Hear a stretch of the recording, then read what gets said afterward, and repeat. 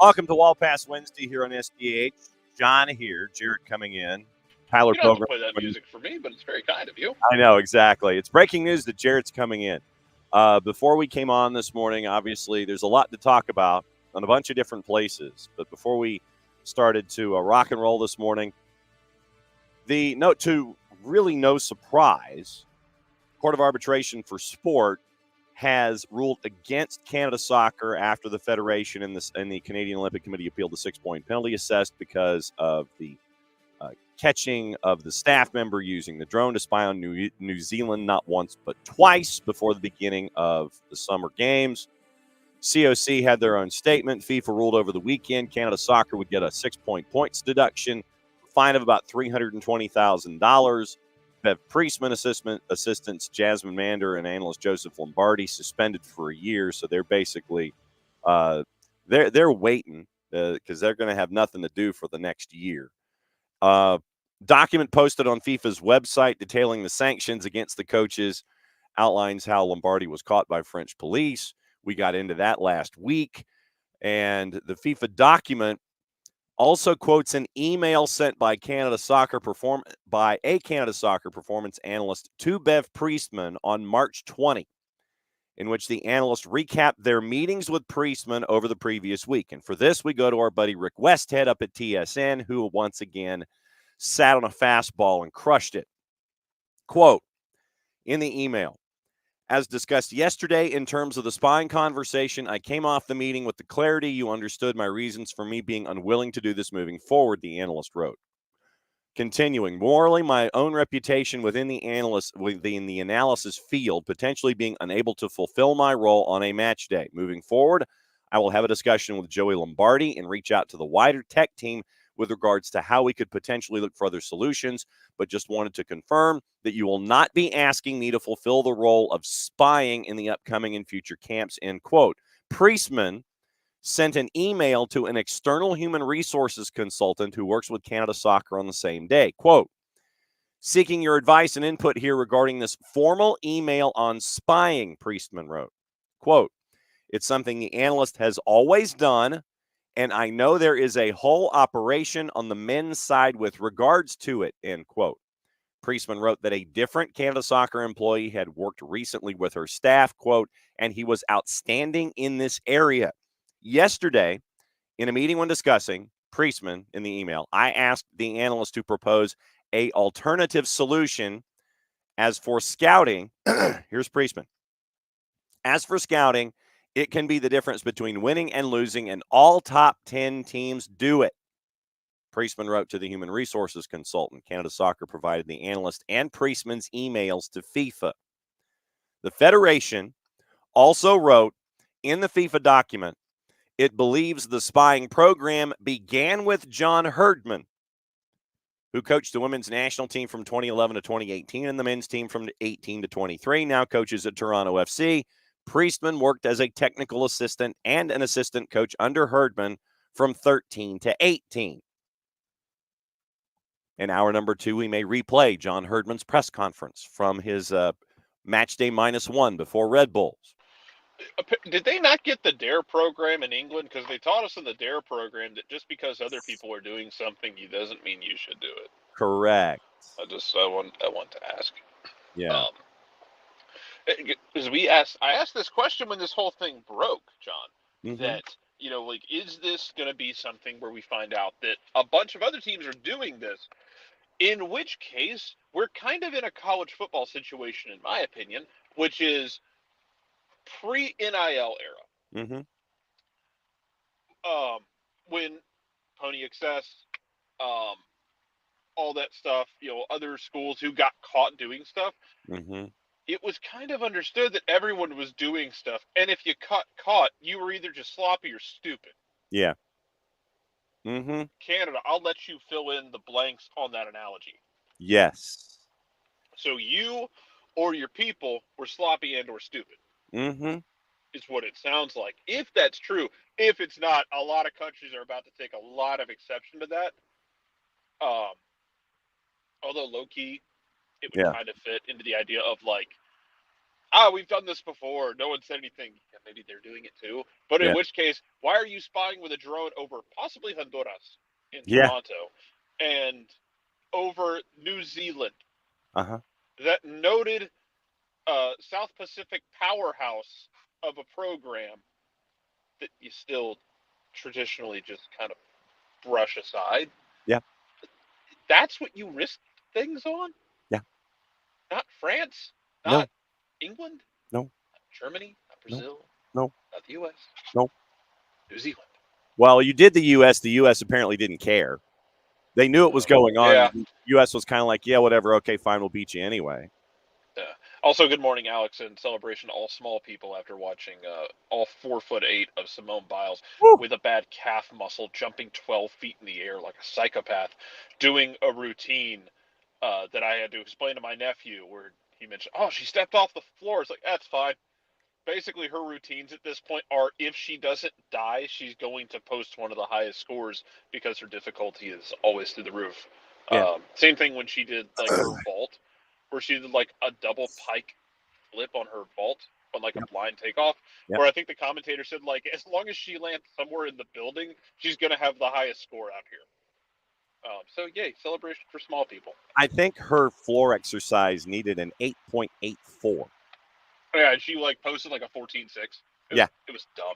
Yeah. Well, we watched it last night. I was like, what the hell? Yeah. Yeah, I think so too. It's like, she just needs to have a decent, like, not even a decent score, like a middling score. The best part was watching the English celebrate, thinking they got a medal, forgetting that other people still had to go. And Yeah. surprise, surprise, guess who knocked the English off the podium? It was the Italians again. Mm-hmm. The Italians ripped off the mask and pulled out a bronze medal on the English. Yes. God, they're gonna hate that little country so much. It was me all along, Austin. It was me. Yes, Alex, it is what y'all do. Yes. Yeah, I did enjoy explaining to my nephew, like as he was watching some of this. Like, floor exercise. They're jumping and doing things. Yeah, here comes Simone Biles, who is going to legitimately on that bouncy floor jump 12 feet in the air and do like 5 or 6 twists and flips, and like basically her routine. She does her routine. No one else does her routine because no one else can do it because No. it's probably not legally safe for anyone else to do. No. Which is why I will never hold against her when she dropped out of 2020 when she got the twisties where she lost her equilibrium in the air. Yeah, your entire routine is like a step away from like a suicidal routine. You should probably know where you are in the air at all time. Yes. Anyway, I digress. Oh, no. Um, yeah, man, that so Canada. Yeah. John Herdman getting absolutely thrown in front of a Greyhound bus here is amazing. Let's talk about that. I only have a few minutes, like depending on like when Tyler comes in. Like I know I'm a short timer today for Yeah. the first hour, but John Herdman getting thrown in front of a Greyhound bus again is just amazing. Yeah. Year, man. The Federation also wrote in the FIFA document that it believes the spying program began with John Herdman. Like I said, in hour number 2, we'll replay that -1 against Red Bulls, where the legendary quote from Herdman, the legendary quote from Herdman, that what was it, in his time, and it was such fantastic word salad that you're seeing right through it. You're just kind of sitting there going, really? Yeah. It did not happen during World Cup or anything. I mean, I'll find it. It was but yeah, we'll replay that stuff in hour number 2. We got a lot of things to discuss. Yeah, he qualified the absolute hell out of it. Oh yeah. Which in and of itself raised questions. Yeah. Didn't mention CONCACAF, didn't mention any of that stuff. Yeah. But yeah, so yeah, Rick Westhead continues to crush it, and you don't want his name on a byline, people. At least not if it's about you. Yes. Again, this is kind of like Twitter. Every day there's a main character on Twitter, and the name of the game is to not be it. Not be it. Don't be the main character on Twitter. No, Tyler, that is the idea. Tyler knows this to be a fact as well. Never be the main character on Twitter. Nope. That is the one place you just don't want to be on the main screen on, for sure. You just want to live in the background, buddy. Mm-hmm. Yeah. Canada, I don't. Yeah, because like if this is the case, John, it sounds to me like Priestman, like the framing of this to me suggests that Priestman rolled in there and was like, y'all have this semi-intricate. Well, but Priestman was a disciple of Herdman's anyway. Yeah, so like you got this thing already in place. I'm not going to tear it down. I'm not necessarily going to make it better. I'm just going to kind of keep rolling with it. Yeah. The machine's in place. You got a payroll to meet. It's amazing how long it's just continued to go. Like, I just, it's the whole thing is just a saga that it's like watching a train wreck in slow motion over and over again. Mm-hmm. Mm-hmm. And when Herdman, the beauty of it, once again, when Herdman denied using it, basically then 17 players watched the video of Honduras in 2021. A source in the room talked to Westhead. Herdman said what he said, and then a source talks to Westhead. You don't want to be the main character on Twitter. To be more blunt about it, the question is legitimately, yeah, in my time as head coach at Olympic Games or World Cups, we've never been involved in any of those activities. Sources in the room heard that quote and were like, bruh. and went to Westhead, and Westhead was like, they're telling, a source told me this, 17 players were in a room against Honduras. But Herdman's like, at no time, source was like, bruh. That's where we are with this. And he never said anything about World Cup qualifiers, John. No, he never did. Or CONCACAF. He never said anything. Gymnastics. Oh, absolutely. No, I mean this was rhythmic gymnastics soundbite press conferencey stuff from Herdman back last Friday before Red Bulls.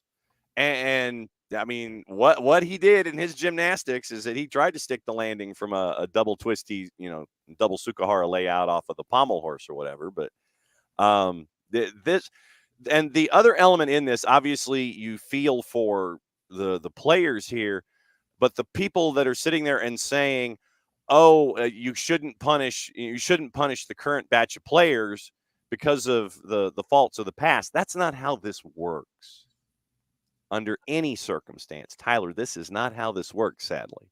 No, I mean, and that's the thing. It's an unfortunate situation. Like, you have to do something. It's not like you can go back in time and punish everybody back then at that moment, as much as we like to wish that we could at times. But no, I mean, you've got to handle it now. You've got to do it now. And it just so happens that, the players and everybody that's involved there now are in an unfortunate situation that wasn't caused by them. Mm-mm. And you kind of just have to take it on the chin and move forward and try to regain some kind of honor amongst everybody. Yeah. So, Jarrett, what do you think the odds are today that Colombia just does a kickabout and tries to not make sure that Canada qualifies? See, that's where it gets interesting there is because everything's kind of still up in the air. It would behoove Colombia to win this game. I do want to point out that Canada is still very much alive here. They're sitting on 0 points. Mm-hmm. If New Zealand pulls a rabbit out of their ass and beats France at a -900, and yes, in which case maybe France should have done spying. I mean, espionage. Come on, France, it's right there for you. It's your word. Is that a baguette in your bicycle? That's actually a long scope lens. There you go. But if that happens and France wins, and I think if the goal difference is enough, like France could legitimately win the group outright. Like there's a level, like there's almost a certain level of spite powering the Canadian players that is low key admirable. Mm-hmm. I think with all of this going on, Canada's program is just clown shoes. Mm-hmm. But I will never underestimate the ability of spite to power someone to get something done.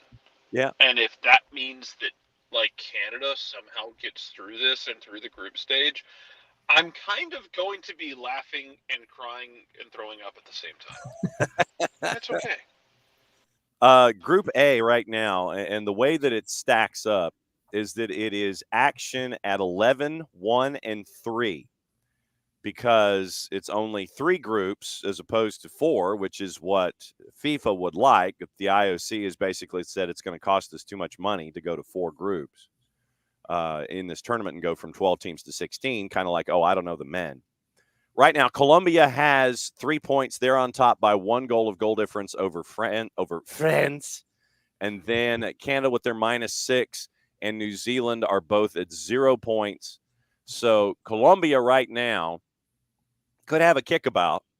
They'd get to 4 points. If France beats New Zealand, they would be at 6. So that's what you're staring at. You got 2 teams at 3 points. Canada and New Zealand have no points. But the matchups today are at 11, 1, and 3. Group A's matchups are at 3 o'clock. So as you are preparing for, if you are here in the Atlanta area, your ingress to Mercedes-Benz Stadium to take a peek at Chelsea and Club America, you can keep an eye on what's going on in Group A with a bit of a charged phone and a side interest. So you got stuff going on here. Brazil and Spain and Japan and Nigeria are at 11 o'clock. On Telemundo and Peacock, Brazil and Spain. Spain is a plus 130. Japan and Nigeria, Japan's minus 215 at 11 o'clock on Universo and Peacock. Australia and the U.S. The U.S. is at a minus 180 in Marseille, and that is on USA, Peacock, and Universo. Zambia and Germany. Germany's a minus 700 against Zambia. Take the over, probably, maybe, perhaps. Just thinking. And then you have Colombia, Canada. Canada's a minus 150.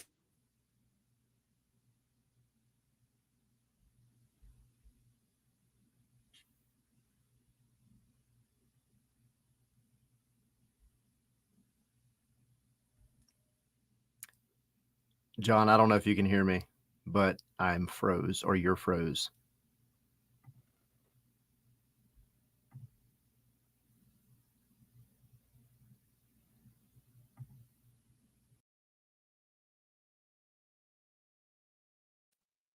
There we go. And great. Yeah. Yeah, so I froze and it bumped everybody out.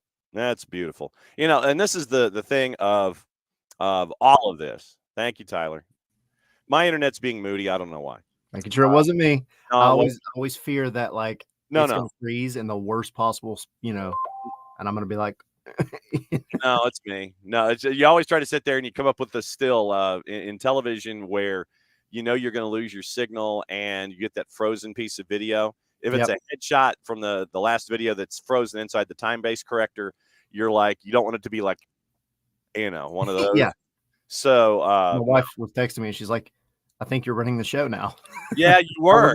You were for about 20 seconds because it's the internet provider that I have decides to take the most inopportune moments during the day part to try to sit there and run analysis and specs and things.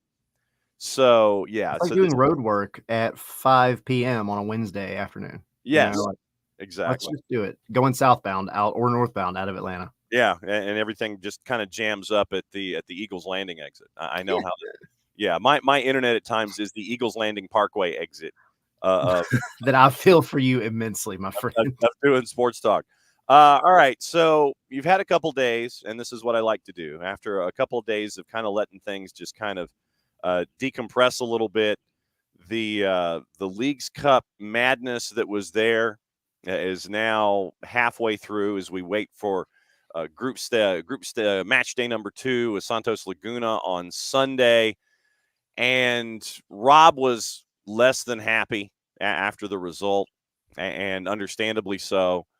And we had the discussions earlier in the week about penalties and things like that. But now that you've had a couple days to kind of decompress and look back at what we saw against in match week number 1 in this group stage, what sticks in your head?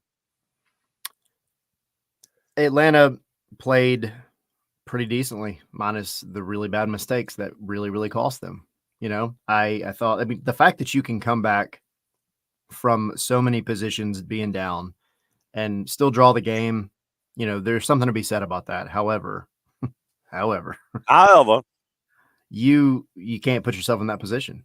And Rob said it, you know, and I think everybody kind of said it that night. But Rob, he said, you know, I'm angry, I'm pissed because we gave DC 2 goals and we should not have been in that position at all. Mm-hmm. Atlanta played better than DC for, you know, 80 minutes of the match, but then you had the 2 really, really horrible mistakes. And look, I always have to go back to the point that I think been trying to like preach. Maybe it's the hill that I'll die on. I don't know. The labor of Sisyphus for Tyler. Yes. You know, players are human beings. They make mistakes, and people must remember that. It is okay to criticize constructively. Absolutely. I mean, that's what we do. That is kind of like the whole reason we're here. Just, you know, don't be hateful. And I saw some of the stuff about Slish with the penalty misses, and it was just disconcerting because, like, take away how he is as a person, but like just be nice, you know. Like he had a bad penalty. I don't even want to say that he made a mistake. He just had a bad penalty, which every soccer player that's ever played for any longer than a game where they shot penalties has had bad penalties. It just happens.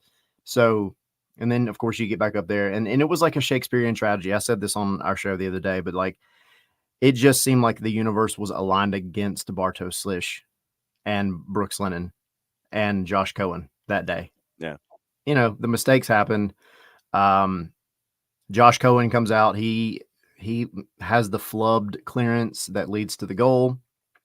Brooks Lennon then has that kind of errant header back pass that leads to a goal. And then you kind of, you know, Atlanta starts working things out. They figure it out. And then, of course, Slish has the penalty that's blocked. And then you get into actual penalties for the shootout. Josh Cohen saves the penalty to keep his team in it, right? And you're like, oh, hey, this is that redemption moment. And then Brooks Lennon walks up and misses the penalty. And it's like, no, Brooks, it's just all going against you today. And then, of course, it ends with Slish. So it was like just this bad, you know, Shakespearean comedy, tragedy, whatever. But Slish was beside himself after the game. You know, I mean, I know you were down there.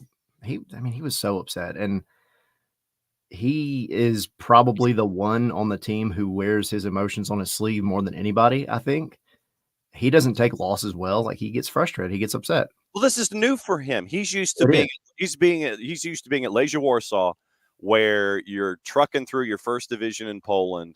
You're going to European competitions. You're playing knockout football against heavyweights across the board. This kind of level of competition, this even Steven level of competition that you have here in Major League Soccer, where every week is a street fight. This is new for him.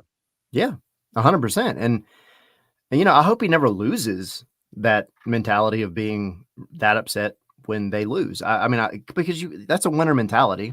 I mean, now it might not be great on his stress levels, but especially as a newlywed. I know, right? Mm-hmm. I was thinking that.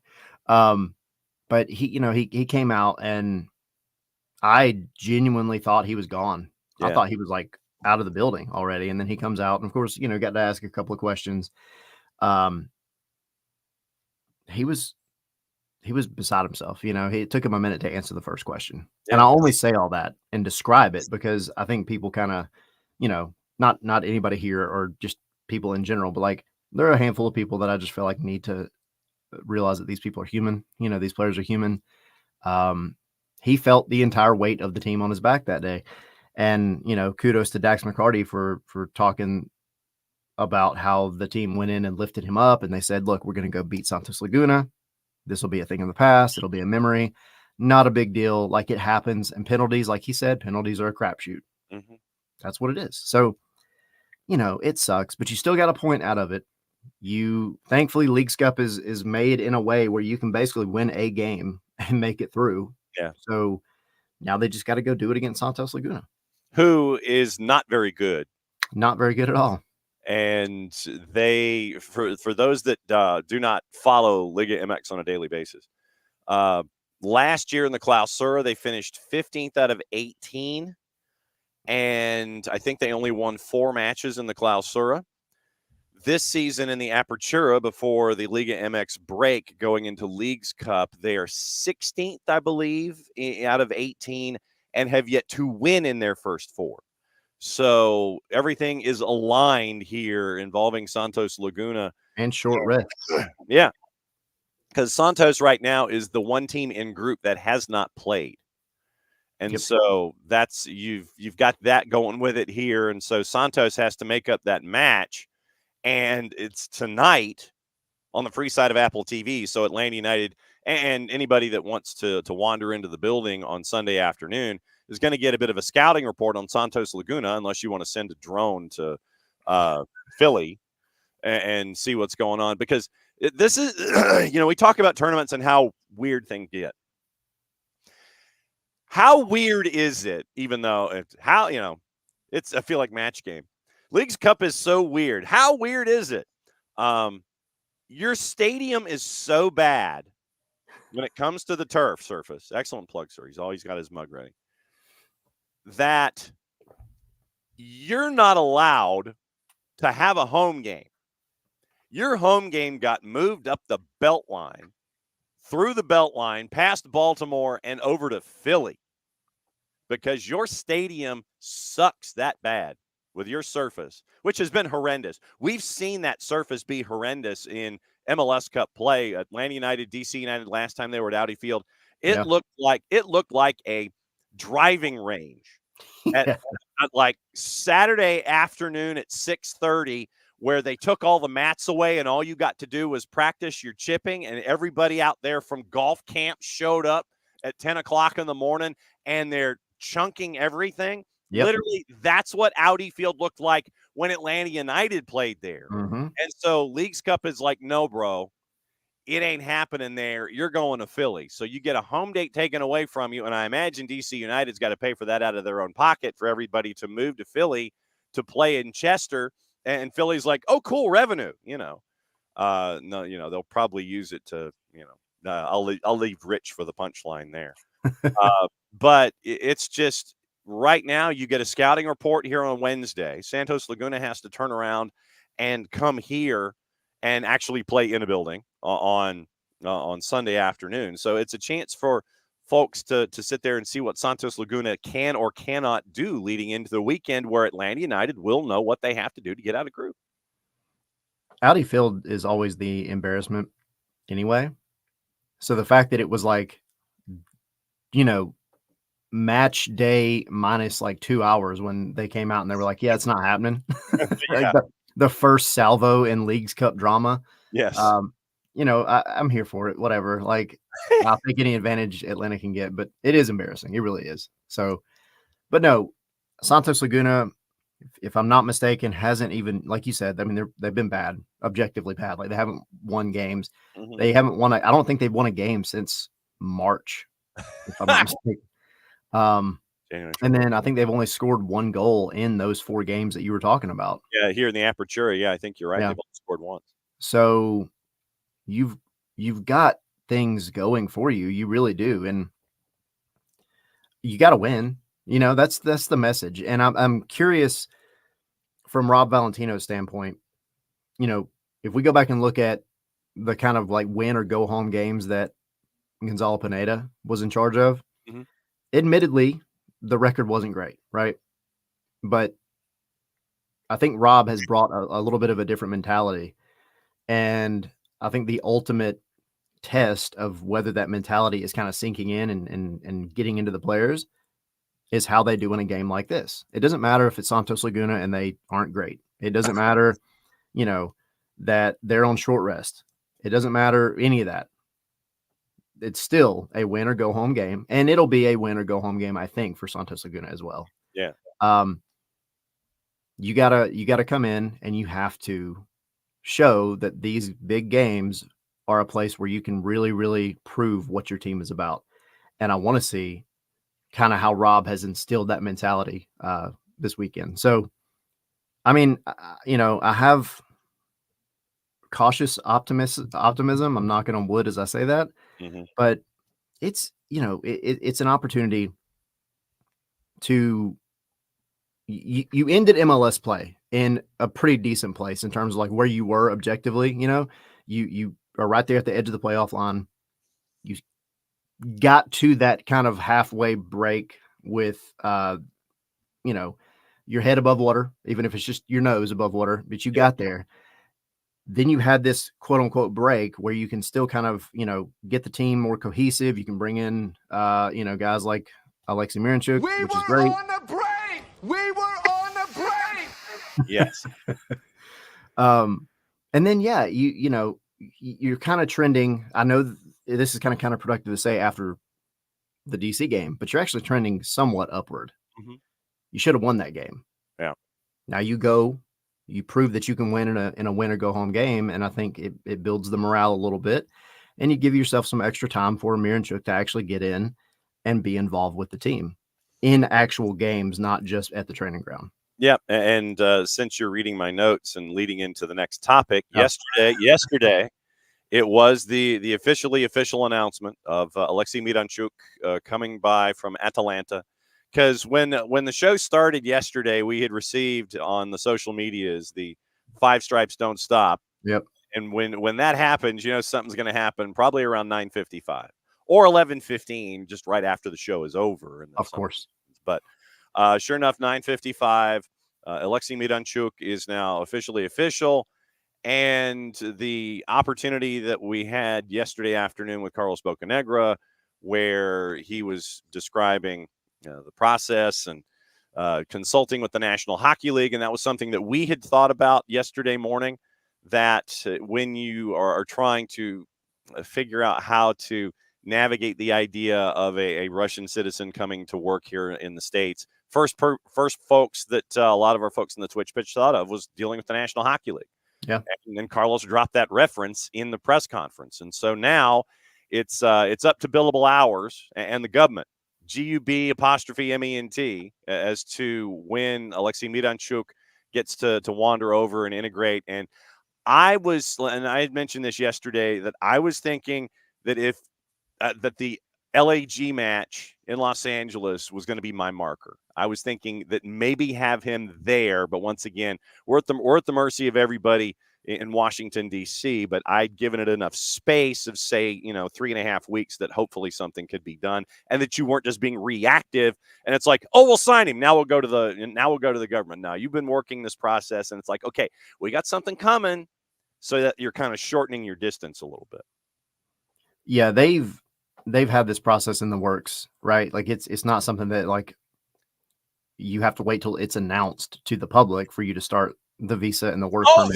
This is new for us. We've signed somebody. Oh, let's go talk to the government. Now let's go to the office and see what's up. No, that's thankfully that's not how it works. So we're going to the Cook County Assessor's office and we're watching Steven Spielberg eat a sandwich. No. Or, Zootopia in the DMV, and you're going to sit there and wait for the sloth to slowly sign something, and that's probably what it's going to feel like for fans over the next 3 weeks. But yeah. I like to think, this is the very optimistic part of myself, I like to think that because he is not coming directly from Russia, he has had like a buffer in Italy for years. Yeah. That may speed up the process a little bit. You're dealing with the EU instead of something else. Exactly. And when you have to go do the background and everything else, you have 4 years of history of him in a EU country, right? In a country that is not Russia, that they can look at and say, well, the kid just loves playing football, and that's what he does. And he just happens to be from Russia, like whatever. That's the man's job. Yeah, like he's doing what he wants to do. So yeah, I'm hoping it's quick, but I think the LA Galaxy game is probably the most realistic, maybe litmus test. It could happen sooner, or it could be like Jamal Tiari last year, and it could be way longer. Ooh. Hopefully, knock on wood, that's not what happens, and I don't foresee that. Why you want to bring that kind of stuff out, man? I'm only saying it to negate it out of the universe. Okay. I think that's my thought process. But Okay. no, I'm excited about him. I think he's going to do well, and I do legitimately think he's going to be one of those guys that he isn't going to be your Miggy, right, or even your Almada. He's going to be a different player, but I think he's going to make the ones around him better. I think he's going to, maybe see the pitch a little more whole as opposed to individual. And, this is all just based on stuff that we've seen, but I like to think he's legitimately going to make this team much better than it is right now. Yeah, and obviously looking at AM, there's going to be some clock jokes in here somewhere. I've yet to figure one out, but yeah, with AM dropping to the ATL, we'll figure out what's going on. Obviously, you've got another 19 days before the window to close, unless you're a Canadian club and you only have 13, because they start their schedule a week early. They end their window on the 12th. Atlanta United's window and everybody else in Major League Soccer is ending on the 18th. And Carlos said that they're kicking tires. They're still, obviously this is not just the one thing that they're going to do in this window. It's like, yep, we're done. We're out. No, you got 19 days to think of something, and you're still kicking tires on folks to see what you can add. And as Carlos said, get in the playoffs and cause some trouble. Yeah. And, almost 3 weeks is a lot of time in a transfer window. There's a lot of things that could happen between now and even next week. And you already know, right? Like, it's not, this is like some revelation where he was like, yeah, we're looking for another, player. Like, we know this has been happening. I'm shocked, sir, that you would actually do that.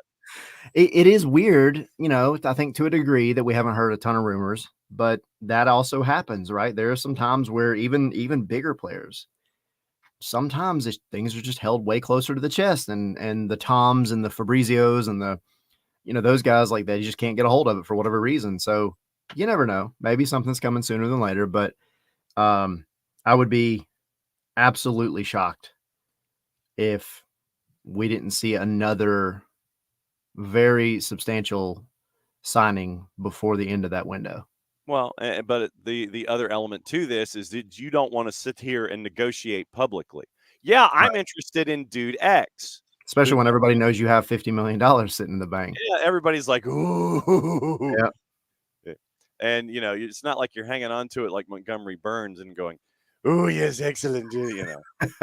Oh, look at Cartman. Look at all my money. It's not something like that where you're trying to figure out the future and what the next space on the interstate's going to be like and how you can attack things. So I'm always intrigued by transfer windows. I'm always interested in seeing what's going on. Columbus, speaking of transfer windows, you wonder, Columbus is like, okay, yeah, we're interested in this dude and this dude. They kind of sneaky get AZ Jackson out of St. Louis for $650,000 in Garber bucks. And then they swap Will Sands and money for DeJuan Jones and money and Garber bucks. So DeJuan Jones gets out of New England, and obviously that means that it's probably more minutes for Peyton Miller. Yep.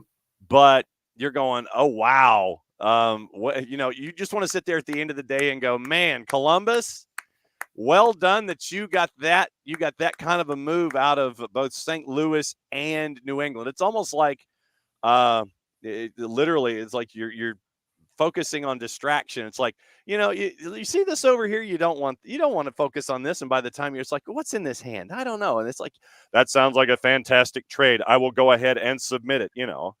It's almost like you're kind of just focusing on, if you're Columbus, let's distract them and tell them this is a good deal. And they'll go and they'll agree with us that it's a fantastic deal. And by the end of the day, literally social media. Yeah, it was. It literally was. And social media after the DeJuan Jones, Will Sands plus Garber bucks deal yesterday, social media, and I'm waiting for our buddy Shooter to come in on this one, where everybody's like, man, New England got absolutely fleeced. I'm shocked that would happen. But Columbus continues to just kind of do deals below the radar to add pieces and add pieces and add pieces. I don't know how many folks still sleep on Columbus just because they're third. But Columbus is just doing their thing, and by the end of it all, I think they're going to be the 2 seed, if not close to the 1. They're just doing their thing, and maybe it's because it's Columbus. I don't know, but they just keep doing this kind of stuff to make themselves better for the stretch run. I will always look at Columbus in the past 2 years as if they took the literal page out of 2021 Alex Anthopoulos' playbook. There you go. I mean, what the Braves did in 2021 was phenomenal. Phenomenal. But that's just kind of what Columbus is doing. You're making these moves, adding pieces that they may, they may look good, right? But they're not ones that are just like earth shattering. But then they start playing and you're like, well, those pieces fit pretty well. Wow. And that's a credit to their scouting, right? And a lot of things behind the scenes that maybe we don't talk about enough.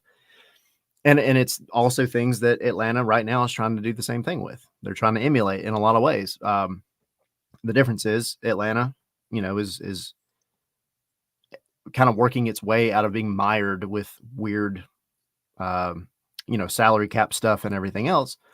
But Columbus is just doing their thing, and that's what they do. And the fact that you could last year go and trade Lucas Zelarayan and bring in a couple of guys, and that actually didn't make your season worse. It made it better. Like, you got to give them credit. And I agree. I think they're going to bounce up to probably the second place and be a pain in the playoff.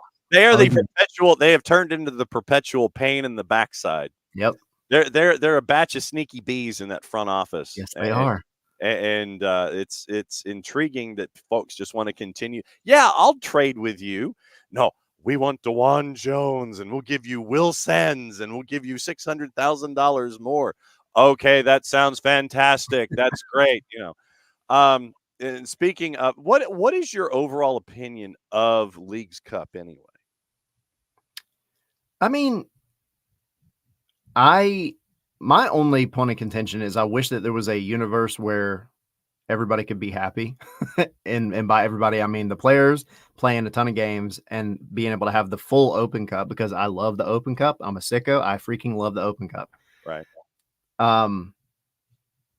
But Leagues Cup does offer something different. I mean, the fact that you get to see these Liga MX teams that you're not always going to see, right? Like before, and Atlanta was lucky in the early years where we got to see some Liga MX teams because of Champions League and everything else.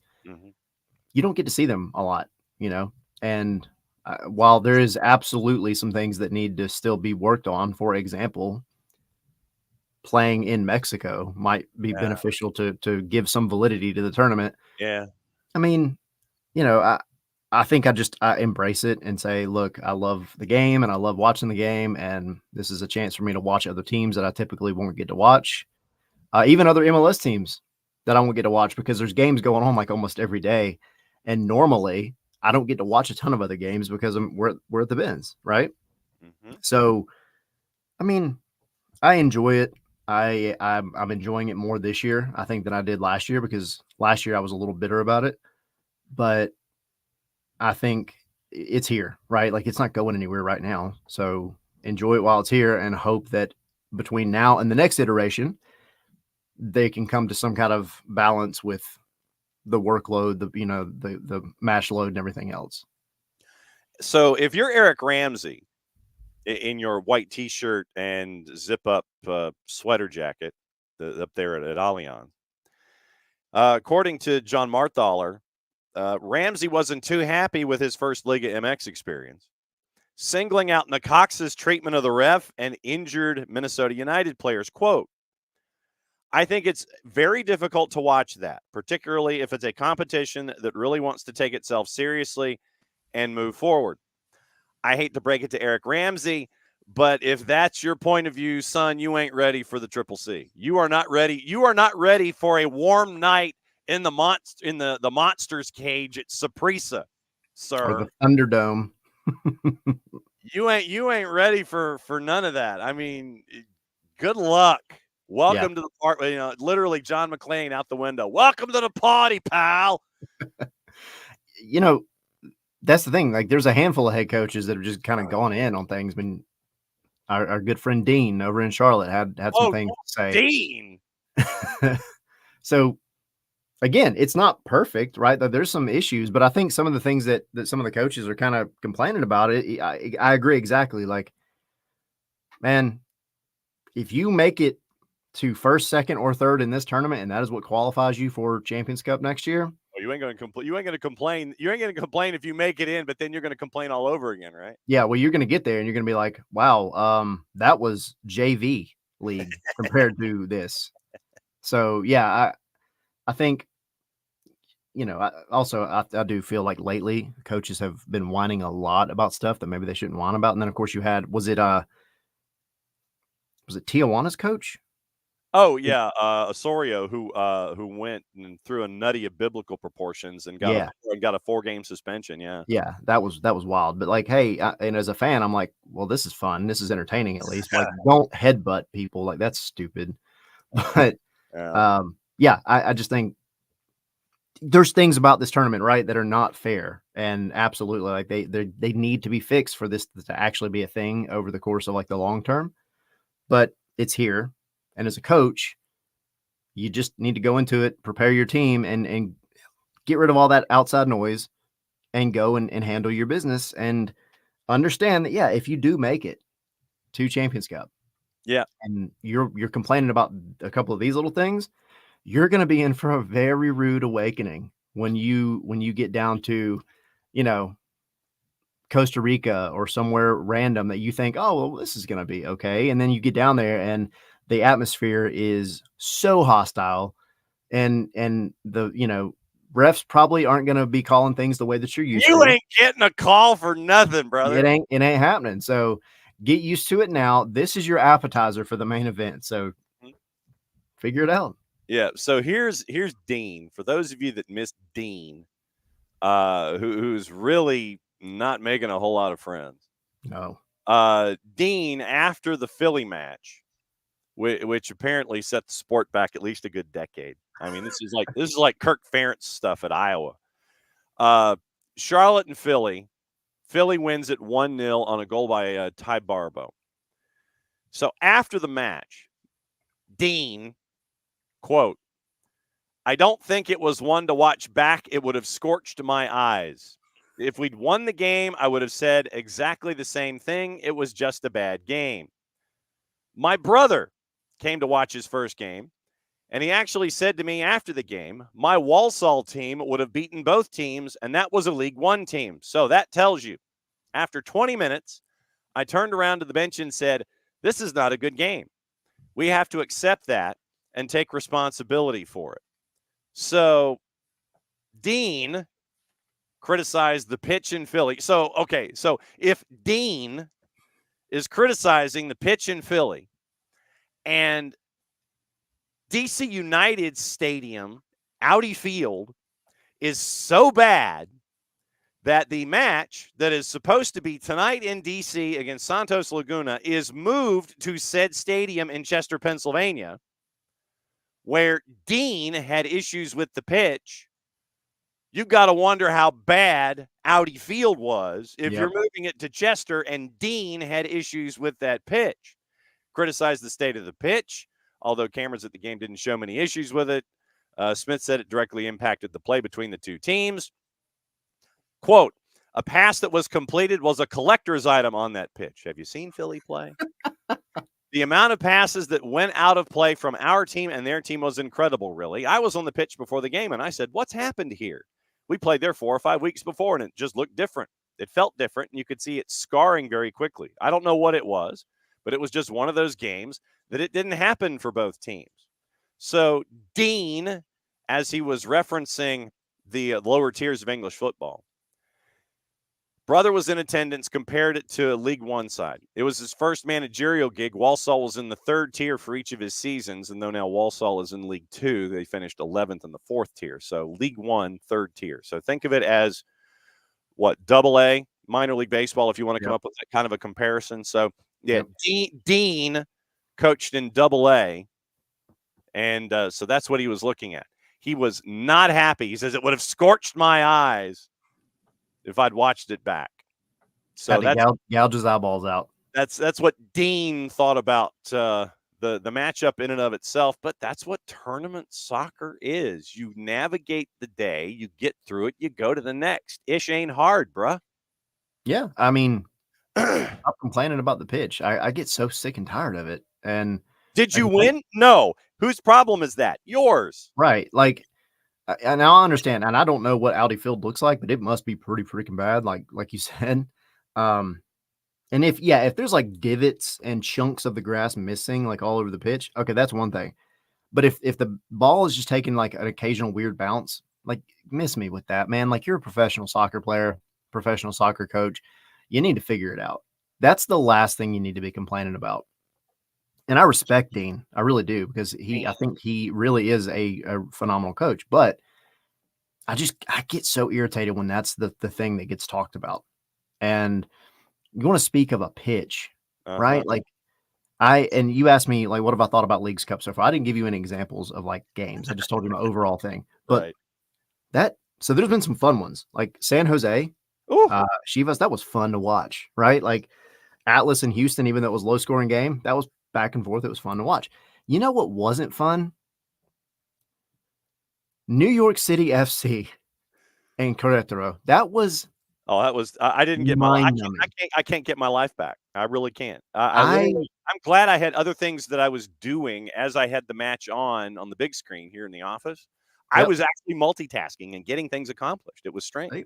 Well, I'm so glad that you were able to get other things done while that match was going on. It was like, I'm watching this match and can't turn away.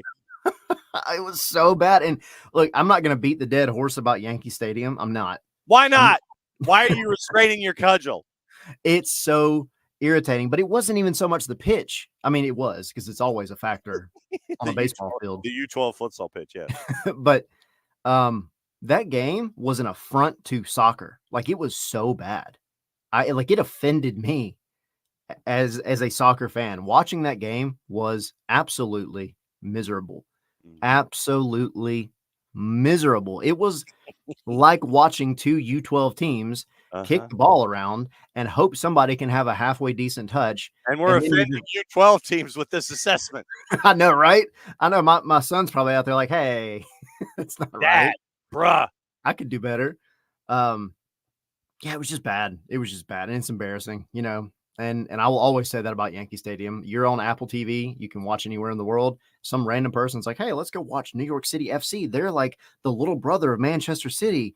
And then they turn that on and they see short, like second base. Like, and like, what are we doing? Presented to you by Bally's Pinball Machine. Yeah. So there's my soapbox. That was the worst soccer game I might have ever seen. I was so irritated when I got done watching that match. Until the next match that you watch from Yankee Stadium or Citi Field. Yeah. Time to cut the promo, sir. What else is going on with scarves and spikes? And getting the gear and what you're up to. So we've kind of divided and conquered today. I will be with Henry up at the Chelsea Club America game. Right on. With y'all. So we'll be there, and then Sydney and Tommy will be doing the regular show tonight as well, and they're going to have Jillian Sakovitz on with them. Wow. Chatting Atlanta and Leagues Cup, having probably some of the same conversations that we're having now. But it'll be a good time. I think out of everybody related to Atlanta that we've had on the show, Jillian is far overdue because she's never been on before. Absolutely, and it's always fun, and then hopefully Jillian can discuss the joys of motherhood, which is what has been going on since the last time she was on the show. So for those that wish to follow along on all of your social medias, how do they do it? It is Twitter, Scarves, like you said, the letter N Spikes, Scarves and Spikes, and then Scarves and Spikes, and then myself, as John is doing the finger point, ATL Pilgrim on pretty much everything.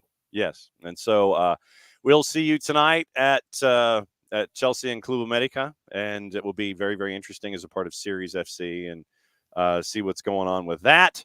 We'll see what happens as Chelsea continues to not play a summer tour with Caleb Wiley in Caleb's old barn, and see what happens with that. As always, my friend, and where can folks get the gear, like the lid and the coffee mug and stuff? Oh, yeah. Just go to scarvesandspikes.com, go to the shop, get you a mug, beer glass, hat, hoodie. Yeah, see?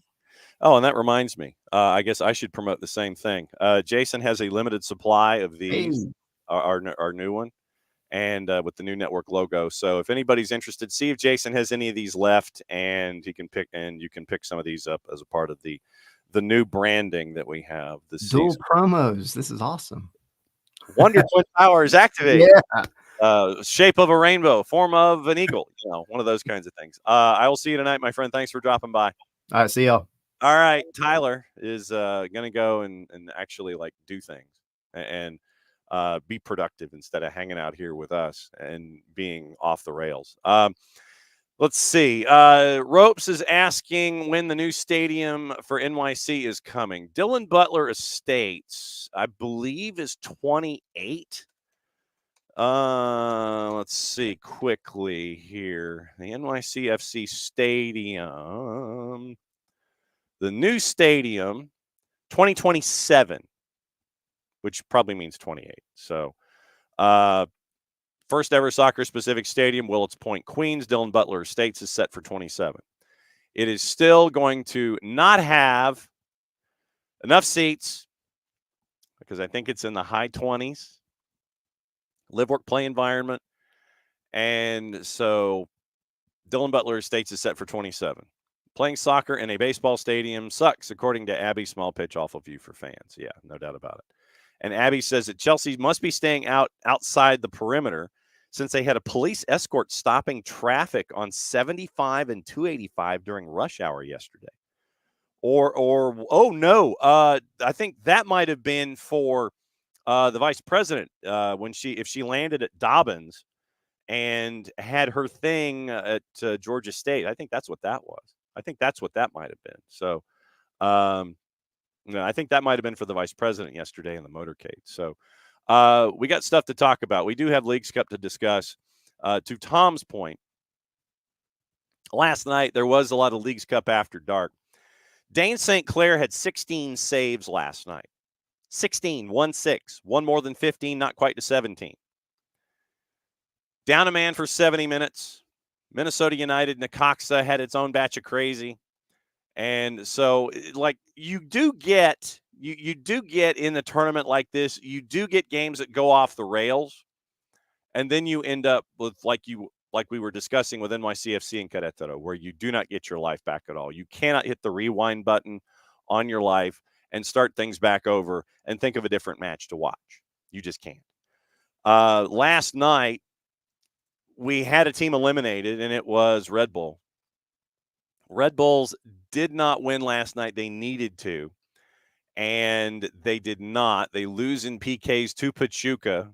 Bottom in the fifth frame, Lewis Morgan pull-hooked his attempt, and then Pachuca airmailed theirs, so it went to sudden death, and Pachuca ends up winning 5-4 in PKs in 6 frames of a penalty kickdom.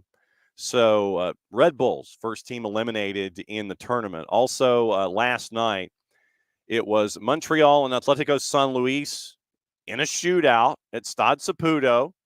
Good on you. And Jurgen Damm actually scored for Atletico San Luis at 90 plus 13. Sunusi Ibrahim scored in the 82nd. Franck Boli scored for ASL. Kokoro scored. And Tom Pierce scored for CF Montreal. So CF Montreal had a 2-0 lead. It was 2-1. It was 3-1. Jurgen Damm sighting. Jurgen Damm scores at 90 plus 13. So CF Montreal gets the win in that one at Stade Saputo. So they get full points in that matchup. Also last night, we mentioned Minnesota.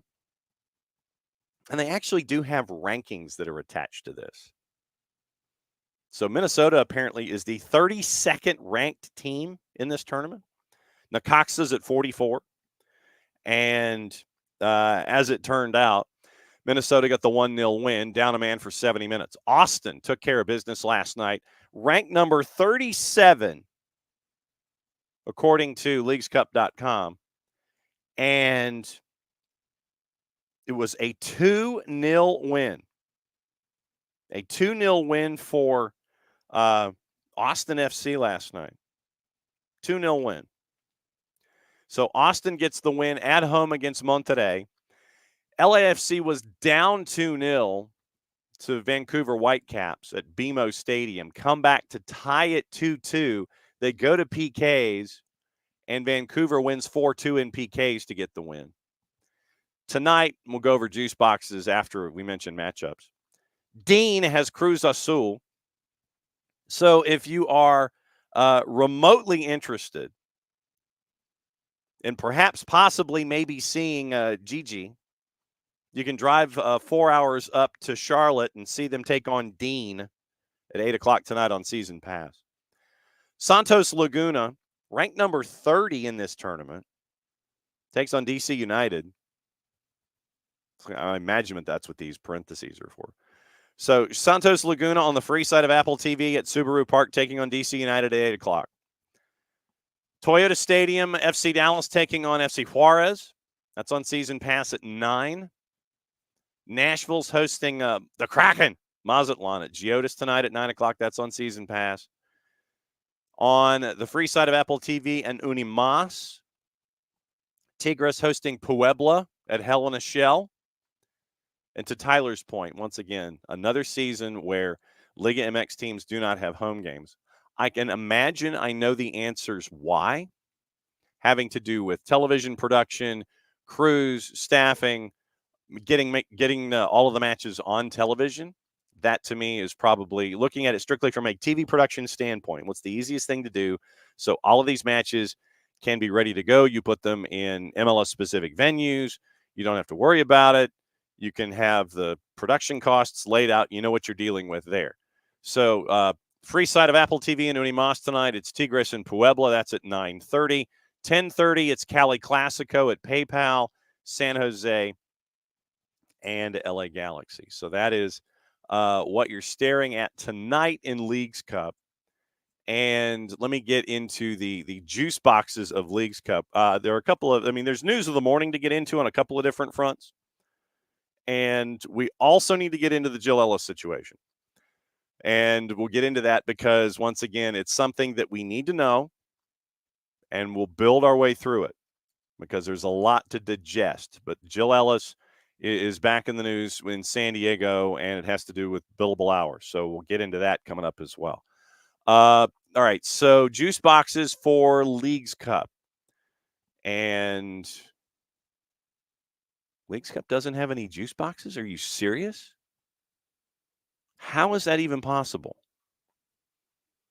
How is that possible that Leagues Cup doesn't have anything resembling? Wow. I'm stunned. Hang on. Oh, here we go. Sorry, wrong category. All right. So tonight, juice boxes. Charlotte, an underdog at home to Cruz Azul at a plus 212. Cruz Azul's a plus 121. Santos Laguna, big underdog in Philly against DC United at a minus 139. Santos Laguna is north of plus 310. FC Dallas favored tonight at home against Juarez at a minus 114. Draw and FC Juarez are a plus 276 in the composite, courtesy of our friends at Odds Portal. Nashville favored at home at a plus 116, hosting Mazatlan at a plus 209. Tigres, big favorite tonight in Houston at a minus 222. Puebla's north of plus 510. Earthquakes are an underdog at home, no surprise, taking on LAG. Earthquakes are a plus 181, and LAG is a plus 120. Your draw is creeping up to plus 295. So your standings in group. NYC has played both of their they played one match. They've got the 2 points with the win over Querétaro that we talked about. One match, 2 points. Querétaro, obviously, 1 point for getting it to penalties and losing. FC Cincinnati hasn't played yet. Obviously, we'll have a greater gauge after tonight, after the half dozen matches, and see where things stand. Montreal is finished with the group stage in the East. They have 3 points. Atletico San Luis and Orlando will be the last matchup in the grid.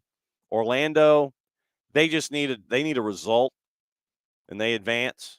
Atletico San Luis needs a win, and they would have a better goal difference currently than CF Montreal. So if Atletico San Luis wins, against Orlando in East 2. Then Montreal would be out. Atletico San Luis would be in. East 3, only one match is played. Miami and Puebla. Miami got full points. Still got some work to do there. Philly, Cruz Azul, and Charlotte is East 4. The one match, Philly beating Charlotte with Dean discussing the surface. So Philly's on top with 3 points. East 5, New England has the one win in the group over Mazatlan. Obviously, like I said, we'll know more, a little bit more tonight after Mazatlan will be finished with the group stage after their match with Nashville. East 6, Red Bulls are eliminated. They're done 1 point after getting it to the shootout last night. They needed a result. They got a result, but it was in the PKs. So they only go through group with 1 point. Pachuca and Toronto advance. They play each other in the last game of the group stage in East 6. East 7, we know about DC and Atlanta. Each have a point. Santos Laguna, will know more about Santos Laguna and DC and what Atlanta United needs to do on the weekend after tonight. West 1, Austin's done. They have qualified, winning both of their matches against Pumas and Monterrey. Pumas and Monterrey have to sort it out amongst themselves to figure out who the second team is going to be out of West 1. San Jose and Chivas have played the only match in West 2. We'll know more about Cali Class after Cali Classico tonight. San Jose's got 2 points. Chivas has 1. West 3. All Caps beat Dallas. So we'll know more tonight after FC Juarez and Dallas as to if Dallas advances or if one of those teams has some work to do with the matchup against All Caps to wrap up West 3. West 4. Kansas City and Chicago, we know what happened there. Kansas City got the win. We'll know more a little later in the week. Kansas City, Toluca, Chicago. Right now, no points. Toluca still has a match to play. West 5, Portland and Leon, the only match played in group so far. Portland got the win. Keep an eye on Colorado. Leon's got some work to do. West 6, Seattle, 3 points, 1 match. They have to play Necaxa to wrap things up. Minnesota's done with group stage. They have 3 points. They're also -1 in goal difference. If Necaxa beats Seattle, the whole group goes into chaos. You're looking at math. Seattle gets a result. They advance. Minnesota advances. Necaxa goes home. West 7, LAFC is done. 4 points. 3 for the win, 1 for the loss in PKs. Vancouver and Tijuana will play to finish up the group. Basically, Vancouver right now, 2 points after 1 match. If they get any kind of a result against Xolos, they advance. LA Vancouver advance out of West 7. West 8, Atlas has the 1 result over Houston. RSL has yet to play. We'll know more later on. So 1 team eliminated so far, and that's just Red Bulls. And Red Bulls were eliminated last night, once again, after the shootout loss to Pachuca at Red Bull Arena. So that's where we are with Leagues Cup. Tom had mentioned, obviously, what happened last night with Dane St. Clair. I still think Eric Ramsey is a bit of a wake-up call when it comes to activity in this hemisphere. So we'll see what's up with Eric. All right, so let's say hi to everybody. Morning, Alex. Morning, Tom. Morning, David. And, David noticed the gear that I was wearing. And shout out to our friends at Peace Collective because they have a merchandising and marketing agreement with our friends at the FIFA, and they have the different World Cups. Here, let me pull David's lower third. So they have an agreement with the FIFA to where it can do logos with all the Leagues Cup, and so on the back of this shirt is the mascot and the logo from this particular World Cup. And so when the other shirts have survived the laundry salvo that I traditionally give them when I buy them, I'll be wearing those too. So yeah, this is from our friends at Peace Collective, unsolicited plug. They do great work, and that's why I wear it. Pars, morning. Wife asked yesterday if Alexi matches our playing style. I'm sure he would have no issue with it. And right now, you're still building your roster, and it'll take a little while for Miranchuk to become comfortable in his environment. But as an attacking midfielder, right now, basically, it's go attack. Learn the relationship with everyone around you, and go forth and conquer. So I think that having Miranchuk available as an attacking midfielder, go forth and conquer, I think, is pretty much where things are within the framework of what Rob wants to do. I don't think it'll be an issue with Miranchuk and what is in his attacking DNA with what Atlanta United wants to do with the ball. It's just going to be getting adjusted to your teammates and that second nature of, okay, if Saba's going over here, then I've got to do this. And then I know that he's going to be here. I know that he wants the ball here. And so early on, I think that you're going to see some misconnections because practice will be one thing. Game state is another. Where, what foot, where does so-and-so want the ball? They want it low. They want it on their feet right here. They want it here. They want it here. They want it here. That's just going to take game state, and that's going to take time. But I'm not overly concerned about play style. It's more the relationships and getting adjusted to the folks around you. And that's going to take time more than anything else. I think you'll be okay. Yeah, it was Leagues Cup After Dark. You ain't kidding. David, costing him too much money. No one was at the U.S. men's game. Could be less at a few extra. And this is something, and this, right, David, this is a random thought that I had yesterday that I hadn't had the chance to talk about. Show of hands, how many of you have been watching the soccer matches from the Five Ring Circus over in Paris? Show of hands. Okay. And if you're driving, don't raise your hand unless you can do it safely. What has disappointed me more than anything is the attendance figures. And looking at the women's matches, how they're in venues where you're not selling in what would be for us the 200 level. You're literally just trying to sell the lower bowl, and you're not even filling the lower bowl. That's what has been disappointing for me more than anything else. We'll go over the results in just a bit. But looking at the women's tournament and only seeing end zones that are not full, seeing stadia that you're only selling the 100 levels in for the men and the women, that to me has been disappointing to all of this for me. So I didn't know if that was something that you guys had noticed too. I just noticed that there aren't a lot of folks watching soccer over at the venues in France. So it was disappointing to see those numbers. All right. So Abby came in before she had to go to the airport. And so, out yesterday longer than Isageddon. Wow. And Abby's hot at Marko Mitrovic, hardly giving Caleb any playing time. Entire men's coaching staff needs to change. So, it's been a bit of an adventure. We'll get into the men's numbers yesterday. It was a absolute golazo from Georgi Mihailovic and a brace from Kevin Paredes, and they advanced for the first time into the knockouts in a long time. So very, very, very, very cool. David's like not that mad, but Tolkien's been average defending, has been terrible passing. Caleb should play on quality alone. So, and Wiley's like, it seems we have a habit of playing down or up to our opponents, though.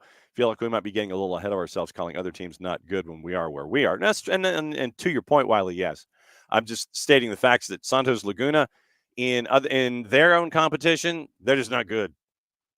Like 15th of 18th, 16th of 18. They just have not been good, and it has been for like 6 months now.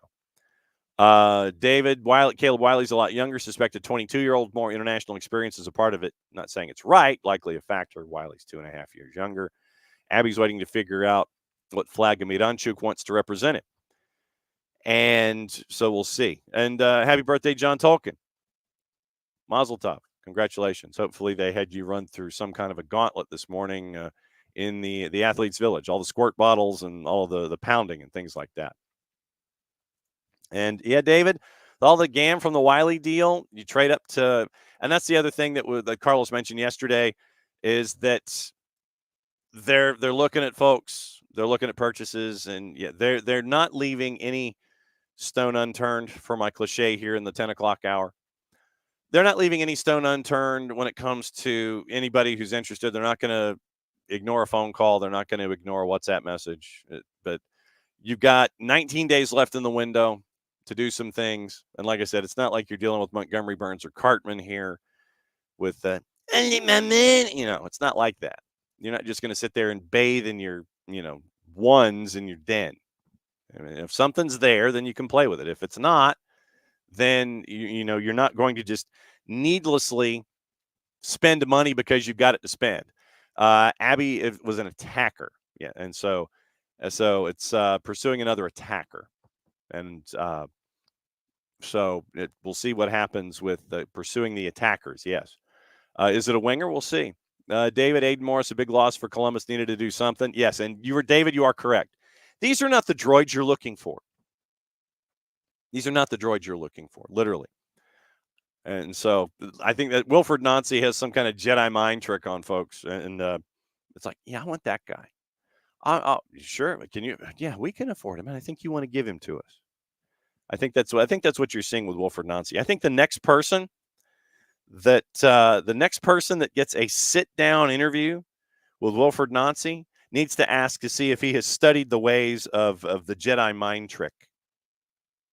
That to me is the next largest question when it comes to Wilfred Nancy. Are you someone who has dealt with the Jedi mind trick? Oh, okay. So Abby says that Vice President went to Hartsfield, bus heading north with Chelsea. Oh, there was a bus north with Chelsea on it. Yeah, then it was them. Tom, glad Vancouver won, though. Still trying to figure out how LA's late equalizer wasn't offside. Well, let's see if we can get into the highlights here. And let's see, get back into the schedule. And we'll see if we can do a little reffing down here and walk through the play in and of itself. Bogish. Oh, it was a Matty Bogish goal. Great. So Matty Bogish scores at 90 plus 5 to make sure that LA ends up getting to PKs. Sebastian Berhalter scored from way downtown. Bang. All right. So Bogish runs down the right-hand side. Or so it's into the middle. Volley, double hopper. Vancouver is pointing. Okay, so Vancouver is pointing. Backing the play up here. All right, so Bogish is at the edge of, well, he's about 8 or 9 yards out. So, unless there is something. Okay, so that's why. Okay. There is a defender that is on the attacking player on the right as the cross is coming in. Literally, there is a defender that's at about 8 yards from the end line. Cross comes in. Defender creeps forward from inside the edge of the 6. So it would have to be the defender that was marking the initial cross. That's the only thing I can see, is that at the point of impact from inside the arc, it would have to be that the defender that was marking the cross was keeping Bogish onside. So Bogish with the flick, Berhalter point, or the keeper points. Everybody's happy. Yeah. Hands in the air from Vancouver, wishing offside. All right, so initial cross happens. Yeah, it has to be the defender. Yeah, it's got to be the defender that was marking the initial cross that was keeping Bogish onside. So that would have to be it, because you see the video is frozen for a long time, but it would have to be the defender marking the initial cross. That's why I had to slow it down and sit here and stare at it. But yeah, the defender marking the initial cross looks like he would have to be the one that would keep everything onside. Abby guessed they stayed either at the Battery or the Waverly at the Galleria. Will, and listening to Boca, knowing they asked the NHL about handling bringing the Russians was the biggest. It went to the NHL, makes too much sense. Has paid a small fortune in Europe to go to the Euros. Saturated market. Hard to sell tickets to one major event that has a lot of other events going on. True. Ticket prices are slashed. Thank you, Rich. Yes. And it's the 3-letter paper. It was a quick Google. Uncle. Morning, Unc. Morning, Rich, by the way. Morning, Abby. Morning, Ropes. Let's see. Morning, Tom. Morning, Rich. Okay, so I think we got everybody caught up on the highs. I will. Looking at spending the remaining 30 or so on the incoming striker. Don't know. I think that, and once again, it's an attacker. I don't think you have to. I think that you can find. I mean, you found value in. You found value in Gigi when you signed him. Think it was 6 or 7, no more than 10 with add-ons. I think that you don't have to. And then what you can do is if you don't find what you're looking for, the idea is not to spend needlessly in the first place anyway. Just because you got money burning in your pocket doesn't mean that you should spend the money. Is the entire point here. That to me, I think is one of the larger talking points is just because you got money doesn't mean you need to spend money right now. But you can do that and check out after the season's over and then the winter window and things like that. Then you can check and see what you're hunting for. But I mean, if something drops in your lap, and like I said, I think that you need to look at the left wing and you need to look at starting up top as well. Because when you have Jamal and Daniel, I mean, you got your backups there. But looking at a starting striker and then looking at probably somebody on the left wing, or do you sit there and roll with what you have and have Miranchuk take the role that Thiago did, where occasionally you drift up into space and you end up being that left wing, and then everything falls its way forward, and then the left winger drifts back and helps out from outside the 18. But I think right now, legitimately, if you can find a winger, or if you can find a striker that isn't going to break the bank, and find somebody that's going to want to be here for a while, then I think that's what you're looking for. But I don't think that $30 million is going to sit there and it's like, oh, you've got to spend it right now. You don't have to. You don't have to spend it right now. So I think that's what, like I said, just because you got it doesn't mean you need to spend it. So I think that's where we are. Yesterday, and since we mentioned the men's tournament, with the teams that have advanced, and we do know the bracket for the knockouts, by the way. France and the U.S. make their way out of Group A, 9.6 points. New Zealand and Guinea do not advance. Morocco and Argentina, they advance. Identical markers, by the way. But Morocco went to like the 38th tiebreaker and ended up winning the group. So Morocco and Argentina advance. Ukraine and Iraq do not. Egypt and Spain advance out of Group C. The Dominican Republic and Uzbekistan do not. Dominican Republic needed a win and some help yesterday to advance. And when Egypt won yesterday, that kind of threw everything out the window. Egypt and Spain advance. Dominican Republic, Uzbekistan do not. Japan, Paraguay advance. Mali and Israel do not. So that's where the schedule is involving that bracket. So you've got your quarterfinals all set, and they're on Friday. And yes, we are bringing back the drop in the music. And it's 9, 11, 1, and 3. So there's no competition when it comes to time slots, having things going simultaneously, what have you. Morocco and the U.S. are the early game at 9 o'clock on Friday morning. So we'll be kind of keeping an eye out on that. Most I had to phrase it a certain way. We'll be keeping an eye on Morocco and the U.S. Friday morning at 9 a.m. After we're done, Japan and Spain at 11, Egypt and Paraguay at 1, France and Argentina at 3.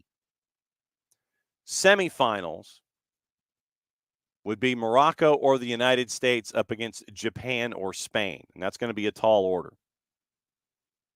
Japan has been absolutely playing out of their minds in this tournament. So, perfect at the Olympics. Leo Kokubo has been a major factor for Japan. So keep an eye out for that. But that's the men's tournament that is now into that final stage. Once again, women's tournament, 12 teams instead of 16. FIFA wants it to go to 16. IOC's like, nope, that's going to cost us too much money. 1 and 2 qualify for the quarters. The number 3 is a possible quarterfinal space. So 6 of the 8 teams advance, and then 7 and 8 to the quarters to go work their way to the knockouts. But right now, heading into today, Colombia, France, each with 3 points. Canada, once again, they need a win. Part of me just thinks that Colombia is going to do a bit of a kickabout, get a point, not worry about it. Might be one of the most boring matches of the tournament. And France, looks like they could be getting a result over the Matildas, and that they may win group as well. Group B, U.S., Germany, Australia, Zambia. Once again, the U.S. have only given up 1 goal in 2 matches, scored 7. Germany and Australia each with 3 points. Germany's got the better goal difference. Zambia has given up 9 goals in 2 matches, and they have scored 5. Spain, Japan, Brazil. Spain's got 6 points. Japan and Brazil have 3. Identical records. Japan has scored more goals. They've given up more goals. So goal difference is the same, but Japan has scored more goals. Nigeria has lost both of their matches, and they've only given up 2 goals with no points. So today, once again, if I could click the right banner, I could tell you what's going on. Your live scoring for these matchups today. Brazil, Spain, 11 o'clock. Japan, Nigeria, 11 o'clock. Spain's favored at a plus 115 now over Brazil. Japan's now a minus 230. 1 o'clock, USA's a minus 180 against Australia. Zambia is a big underdog, a minus 750 to Germany. These numbers are being violently changed. Canada's a minus 180 against Colombia, and France is a minus 650 now against New Zealand at 3 o'clock on Peacock. So once again, Brazil, Spain, Japan, Nigeria, 11 o'clock. Telemundo has Brazil and Spain. Universo has Japan and Nigeria. 1 o'clock, USA Network and Universo and Peacock have the U.S. match. Peacock has Zambia, Germany. Universo has Colombia, Canada, and Peacock has New Zealand, France exclusively. So that's what you're looking at when it comes to the women's tournament. Keep an eye on all of that this afternoon. Okay, Unc. Would just be odd with all the messaging of we're going to spend into the window with $50 million to spend. We're going into the window with $50 million to spend and only spending 15. Yet you don't want to spend just to spend, but the messaging of expectations needs to be more clear. Well, I mean, at the same time, we've got that money, but I'm looking at it this way. Like I said, if the money's there, it's great to have, and if you get late in the window and nothing is, tickled your fancy, then I'm sure that the front office will come out and sit here and say, look, just didn't find a deal that benefited us in the ways that we thought it should benefit us, both financially and on the field. So just keep an ear out for all of that. But like I said, if you got 19 minutes left, you got 19 minutes, 19 days left in the window. You got plenty of time. And I think that with the however much money is now left in the kitty, 35-ish, I guess. And by the way, did you see Barco's banger for Spartak Moscow the other day? If Miranchuk is, say, 15, so you're looking at 35. if the players are there, then you go after it. But I think that and also you're not gonna and visa processing on top of all of that as well. So I'm just being patient through the remainder of this window, and you've made your Miranchuk move, which has been talked about forever. Yeah, and time is ticking for the season. And Carlos did mention yesterday that you're looking to add an attacker, and he mentioned that top 4 probably not going to happen, but the idea is to get into the playoffs and make some noise in the playoffs. So we'll see what happens with the 19 days left in the window. What you're chasing? Are you happy with what you have? You happy with how things are developing? But like I said, you got 19 days left in the window. And we always sit there and look at the windows and go, yeah, we're going to be looking at what we see there inside the window, and we'll see what happens. Youth national team. Youth national team got it done yesterday, and they advance. And Noah Cobb got to play yesterday, and it was good to see that on FS2. It was a bit of a grinder yesterday for them, and they did advance with the 1-0 win. First time since Sydney of 2000 that they're heading for the knockouts. First time in 24 years, men's national team heading to the knockouts. So that's one big note from yesterday with the win. And then for the youth national team side, the U20s are headed to the 2025 U20 FIFA World Cup with the 1-0 win yesterday. So that was you get the job done against Guatemala. You win at 1-0. Adam Beaudry came up big with a save late and to preserve the 1-0 margin. And so that's where the United States is when it comes to the men's side of things, as I sit here and try to cross things off of what I wanted to talk about this morning. Okay, we did get to talk about Dean and DeJuan Jones. It looks like Brighton is going to be closing the deal on Diego Gomez from Messi and Friends for high teens. I think the number was 18 million, I think was the number that was being tossed about. And Diego Gomez is going to spend the remainder of his season with Messi and Friends before he moves on to Brighton at the end of this season and before he moves over to the Premier League. Okay. Jill Ellis, we need to get into this. And I know that we're probably going to get bogged down in legalese, and I'm going to apologize ahead of time. But this happened yesterday, and it is something that we need to get into.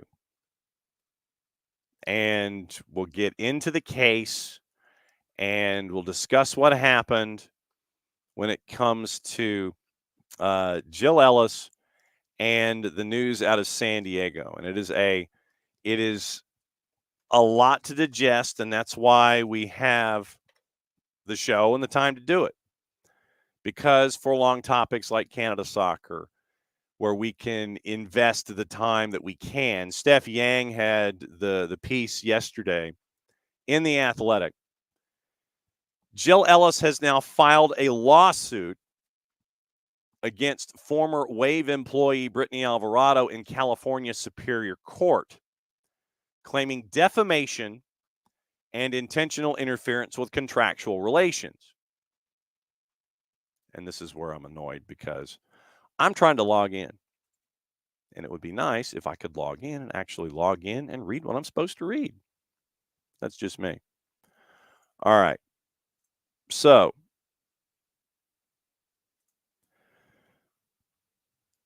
Ellis's lawsuit is in response to Alvarado's July 3rd, and you'll remember this back earlier in the month. Alvarado's July 3rd social media posts alleging Ellis fostered an unhealthy work environment that included negative treatment of employees that, quote, demonstrated a complete disregard for employees' long-term mental health, end quote, and disproportionate dismissal of female employees. Alvarado called for the NWSL to remove Ellis from her position at the Wave. As a part of that thread, she included, and this is the Steph Yang article, included a redacted screenshot of an email that contained insulting language, appeared to have a Wave employee email signature, which Alvarado alleged was from a Wave, quote, senior leadership member, end quote. The NWSL conducted their own third-party investigation into the allegations in February of April of this year, concluded there had been no violations of law or NWSL policy. NWSL also told The Athletic the email cited by Alvarado was sent from a Hotmail account by someone impersonating a Wave employee. Ellis's legal complaint alleges Alvarado made, quote, false and defamatory posts and also, quote, knowingly relied upon an obviously fake email purporting to be from a team executive to plaintiff Alvarado. Alvarado has not yet publicly filed a response to the lawsuit in court. When reached for comment, she directed The Athletic to her legal representation, Holton and Liberty. Casey Holton had a quote. I'm trying to read through it here. Her voice echoing the experiences of many calls for immediate and substantial change to protect both staff and athletes from further harm, not just a plea for justice, demand for safe, respectful, and equitable environment for all. Sounds like an email. Holton's co-counsel, Misha Starr Liberty of Liberty Law, testimony underscores the urgent need for reform within the organization to ensure that no employee or athlete suffers in silence. Pivotal moment for change, committed to supporting her fight for a workplace that upholds dignity, equality, and mental well-being for everyone involved.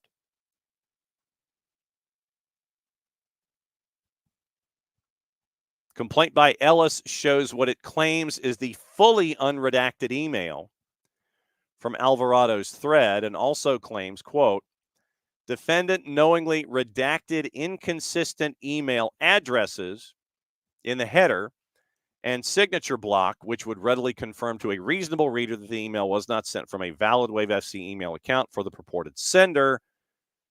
And in parentheses, Wave Vice President and Head of Marketing Justine Freud, but instead was generated from a fake and unofficial Hotmail account, end quote.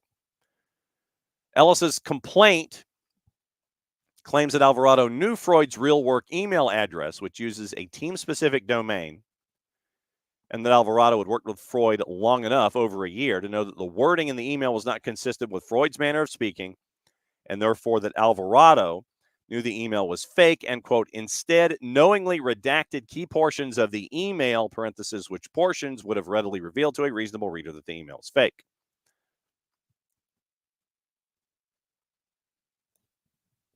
The complaint states that the same Hotmail account also sent two other emails on that day, June 17. One to NWSL Commissioner Jessica Berman, stating that Freud was resigning from San Diego, and that the other to a Wave employee, telling him he was being terminated without explanation.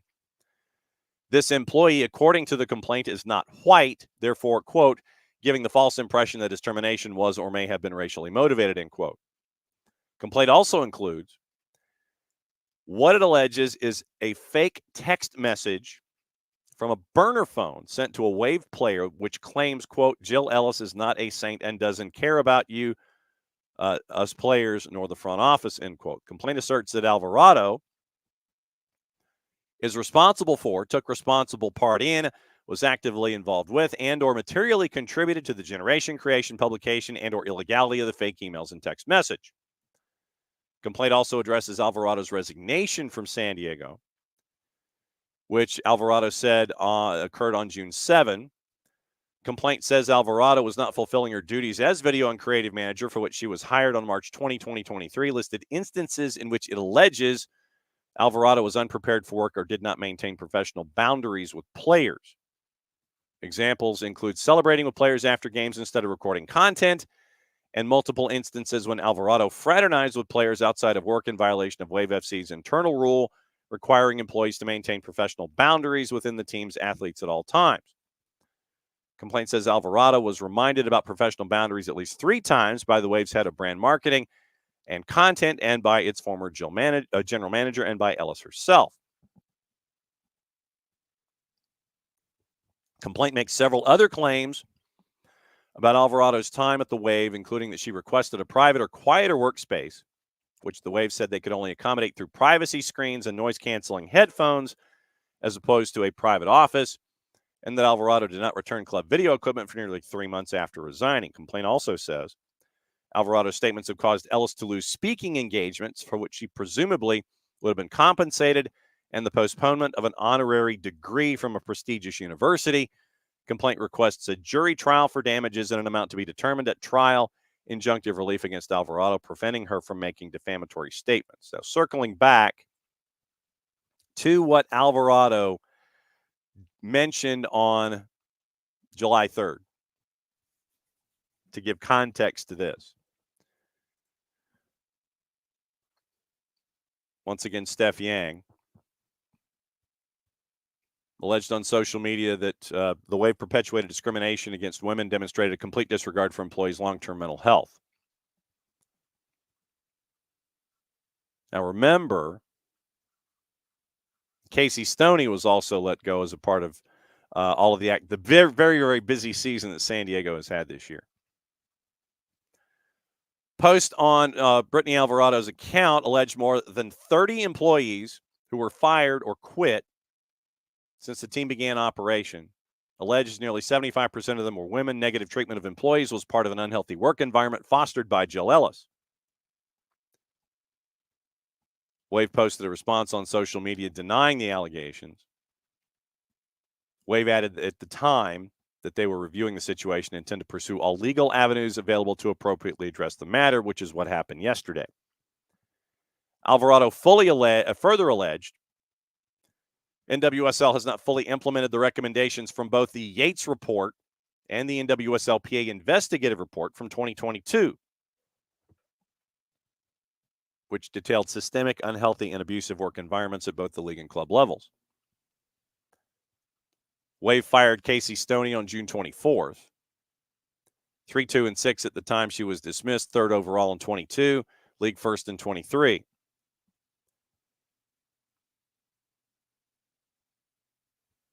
Yang says, while not directly linking Stoney's firing to her decision to speak, Alvarado cited Stoney in particular in her post as a positive influence.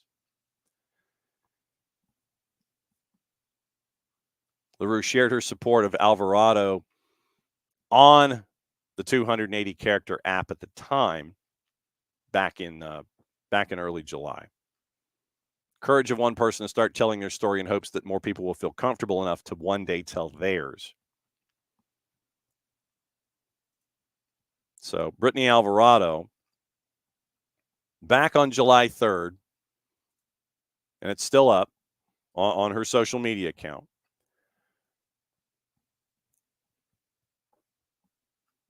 mentions her early discussions,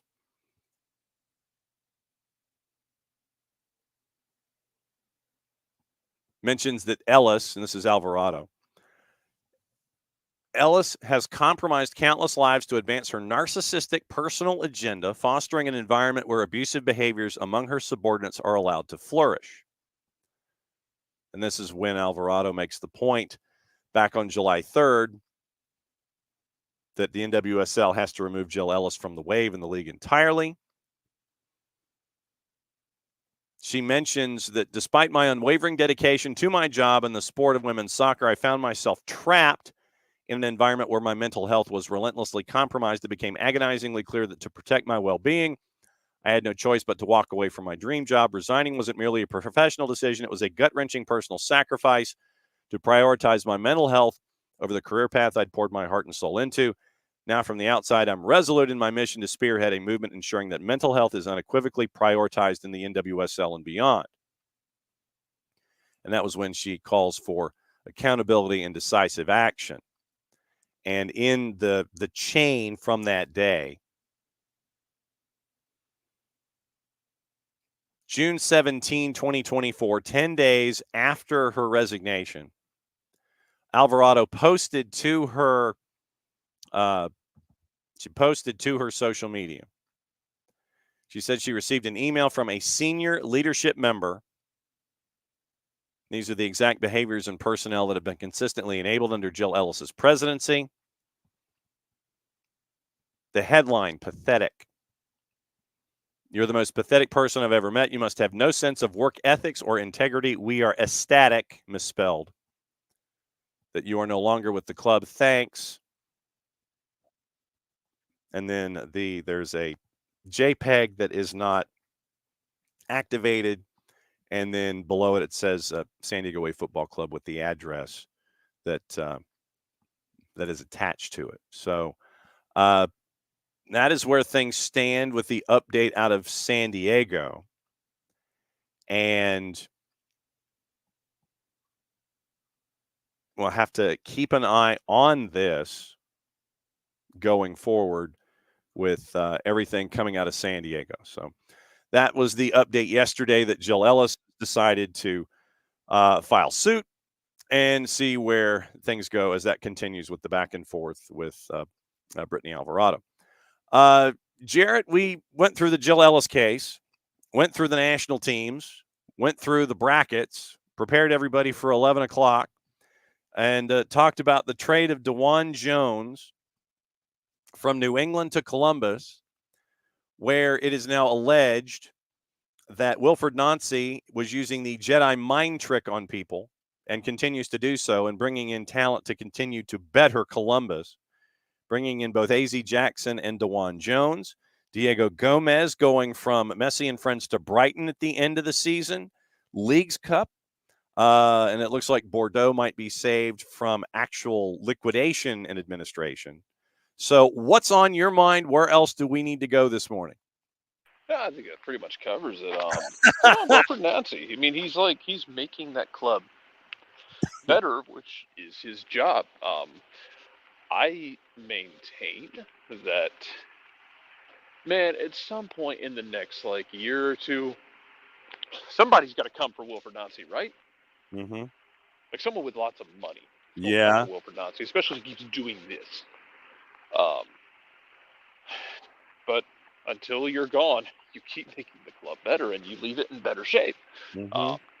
Yeah, I keep waiting for Wilfred Nancy to get poached. Someone's going to come and throw him so much money for so much potential glory in a different country. But we'll see. Yeah, they just keep building over there.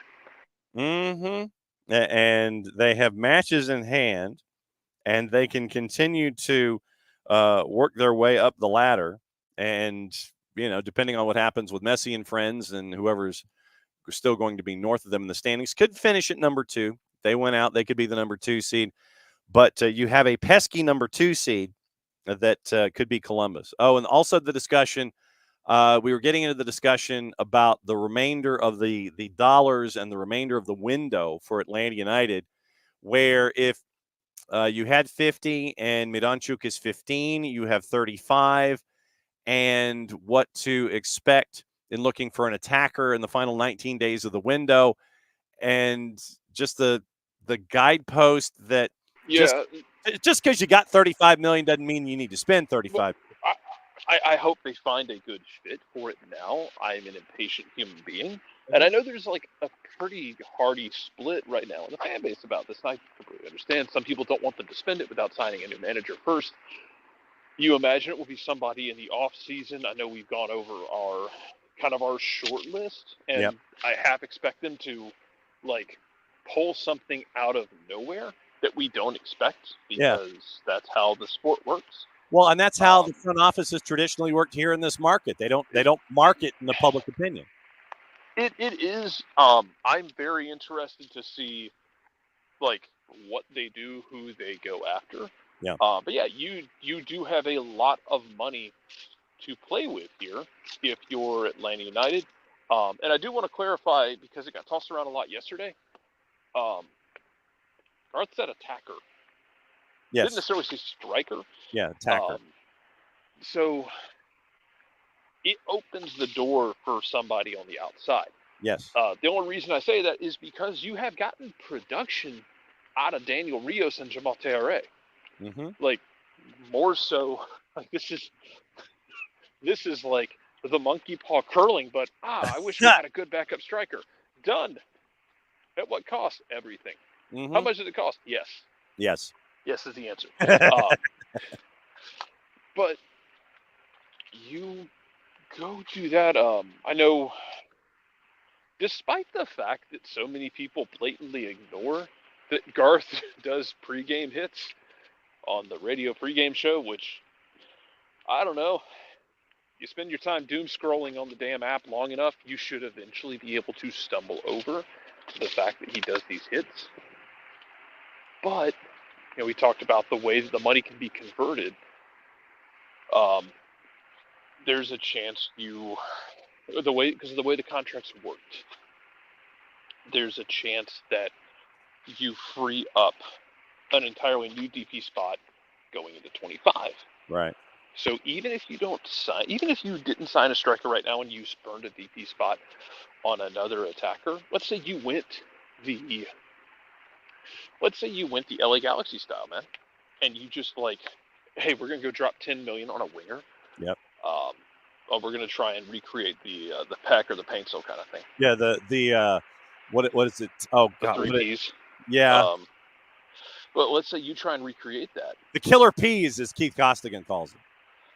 You could potentially go get a striker in January if it better suits you, or you could go to get a winger in January if you go get a striker now. But it's no guarantee that it's an out-and-out 9, because maybe you try and improve one of those winger spots right now, and maybe you'll go get a different designated player in January. Maybe you do both in January. Just see what's available, because you do run the risk here of, if you don't want to just go shopping for the sake of going shopping. You need to find the right fit. If you can find it, great. If not, don't worry about it. Yep. And Unk is making the notification in the Twitch pitch about fan satisfaction is important. You got to put butts in the seats, and I think that if you are the front office and you show that you're making the effort, but at the same time being prudent about it, where you're not just spending money because you've got money to spend. It's like, that's the mix here. And I get where Unk's coming from with it, because I think you have to kind of balance this right now. Yeah. Because I'm antsy too. I want rumors. I subsist on them. I need them in my spider web. Need them in your, speaking, get so them that in I my can drain belly. the life forces out of them and survive. Right. But yeah, you can't just go get somebody for the sake of getting somebody. You can't be a 9-year-old with $20 burning a hole in their pocket. Yep.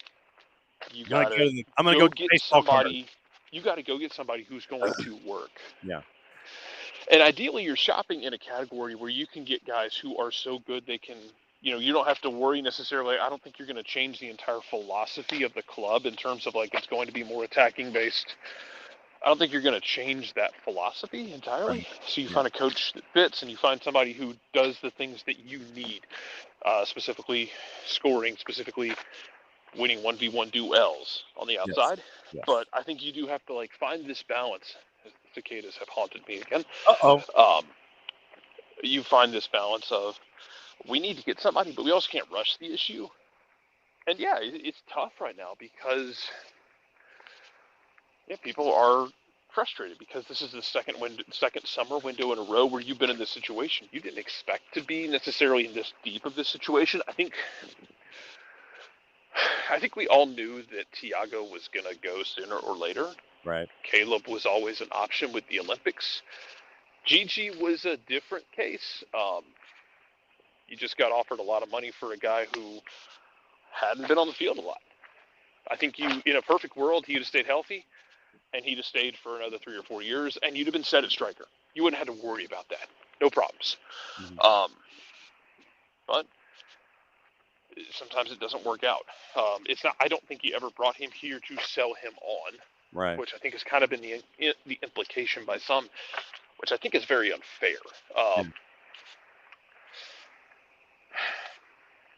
You gotta bring in guys who make you better, and you have to find that balance between bringing guys in who make you better, but also not just bringing guys in for the sake of bringing guys in, even if they are talented, and then they don't fit, because then you start falling into the LA Galaxy traps of the years past. Yes. Like, they made it work this year, but when they started scrambling all that together, I was, man, I'll tell you, I was skeptical. And we can talk about it with Nico tomorrow. I was skeptical when they brought all of that together this year. Like, that's a lot of money to spend on guys that we don't know if I don't know if they're going to fit into what Greg Vanny's doing. It's worked. Yeah. To an extent. Yeah, so you're fine. Mm-hmm. Yeah, I think you got to strike that balance. Because if you just throw money at it and you just go grab guys right now, regardless of fit, regardless of how they can work together, all that stuff, then you just dig another hole. And then you're in an even deeper hole. So it's an unenviable spot. It's a spot you kind of put yourself in the past. And it's kind of, you were always going to kind of end up in between areas with the model of going to get young guys, and that you would sell them on and have to bring in somebody else. But yeah, man, it's tricky and it's kind of annoying, and yeah, everyone getting mad at Leagues Cup hasn't helped right now, so there's that too. Mm-hmm. Quickly. Oh yeah, I agree. The talent out is higher than talent in. No doubt. Yeah. Right now, because you saw one of the best 10s that this league's seen, best young 10s that the league's seen, go out. Gigi went out. Mm-hmm. Sounds like he wanted to go once that offer came in from Cruz Azul. Yeah. Caleb, you always knew was going to be destined for bigger and better things. I still think you're eventually going to end up with, man, I don't know if Noah or Ephra are that guy, but maybe Jay of that homegrown who can hang around for like 7-8 years and just be a rock. Right. Because Jay has gotten better and better and better and better in the midfield, and I think that will continue. But I think you'll get to the point where you're going to have homegrowns that leave like that. You're going to have some that stay that can be high-level contributors in MLS. Now, whether or not they want to do more, that's up to them. And I think as long as you don't have the top league in the world, you're going to have guys that want that. Mm-hmm. So it's tough with homegrowns. Like, you want to see them come in and contribute, but I don't know, it's kind of like having a kid. You want to see them be happy and successful more than you were. So it's a weird spot. Yeah, you've got it. You do want to bring in more talent, but I think if you can find it this window, do it. Yeah. But don't spend just for the sake of spending and end up in a bad situation. Right. It's a tricky spot. Yeah. And yeah, they kind of created it for themselves. Anyway, go ahead. I'll rant about Leagues Cup in a second. No. Go for it. You're on a roll. Oh, okay. To the same thing I said last week, or last Saturday night. If you have beef with Leagues Cup, that's fine. I have my own issues. I have my own issues with Don Garber. I think Garber is just ham-fisted about so many things, including his discussions about the Open Cup. Just absolutely shoved his foot in his mouth because he was too, lazy or clumsy talking about Atlanta playing against Indy and Mercedes-Benz and it being empty. It was in Kennesaw. Granted, it was empty. I was very disappointed with the turnout for Open Cup. If you're going to use Open Cup as your crutch to go after Leagues Cup, then support Open Cup. Mm-hmm. Go find a game near you for Open Cup. Yep. Doesn't have to be Atlanta. Go find these smaller games. Come with us to Silverbacks Park to sit in the middle of the screen and get made fun of as we're yelling at the ref. At the Red Wolves Apotheos game. Go find your local Leagues Cup games. Because a lot of the smaller ones will be easy to go and attend. They'll be cheap. They'll be fun. But don't use the Open Cup as your crutch to shit on Leagues Cup. Yep. There you go. And then not support Open Cup. Right. Do it and support Open Cup. I'm fine with both choice competitions. is okay. Leagues Cup is... Hey, Rich. Leagues Cup has its issues. I would love for them to play games in Mexico. Do it. Well, I think Like- a lot of it has to do with the TV production aspect of it. It does, but like, I'd love to see them diversify it. Leagues Cup is objectively insane. Yes. For some reason, I don't know what happened. All these games have been nuts. Dane St. Clair made like 45 saves last night. Correct. He did. Well, when you're down a man, you got to sometimes. Yeah, he went full Tim Howard. Yeah. But it's Canadian. Maybe Tim Hortons? I don't know. But if you're going, like, if you want to just go after Leagues Cup, just slander it. I mean, here's what it is. It's absolutely a money grab tournament. I think it's fun personally because we've had insane games and you're getting these U.S.-Mexico crossover matchups. Even the inter-league matchups have been wild. Like Atlanta-DC was drunk. DC begged Atlanta to win that game, and Atlanta, and to an extent, Josh Cohen decided that, we'll just not win it. You've had chaotically fun games, but if the concept of the tournament itself is what gets you, that's fine, but then just go after it. Don't use Open Cup as your crutch to do so, and then not actually give a damn about Open Cup and only pretending that you care about Open Cup. Actually care about it. Because a lot of people were not at their pink stadium.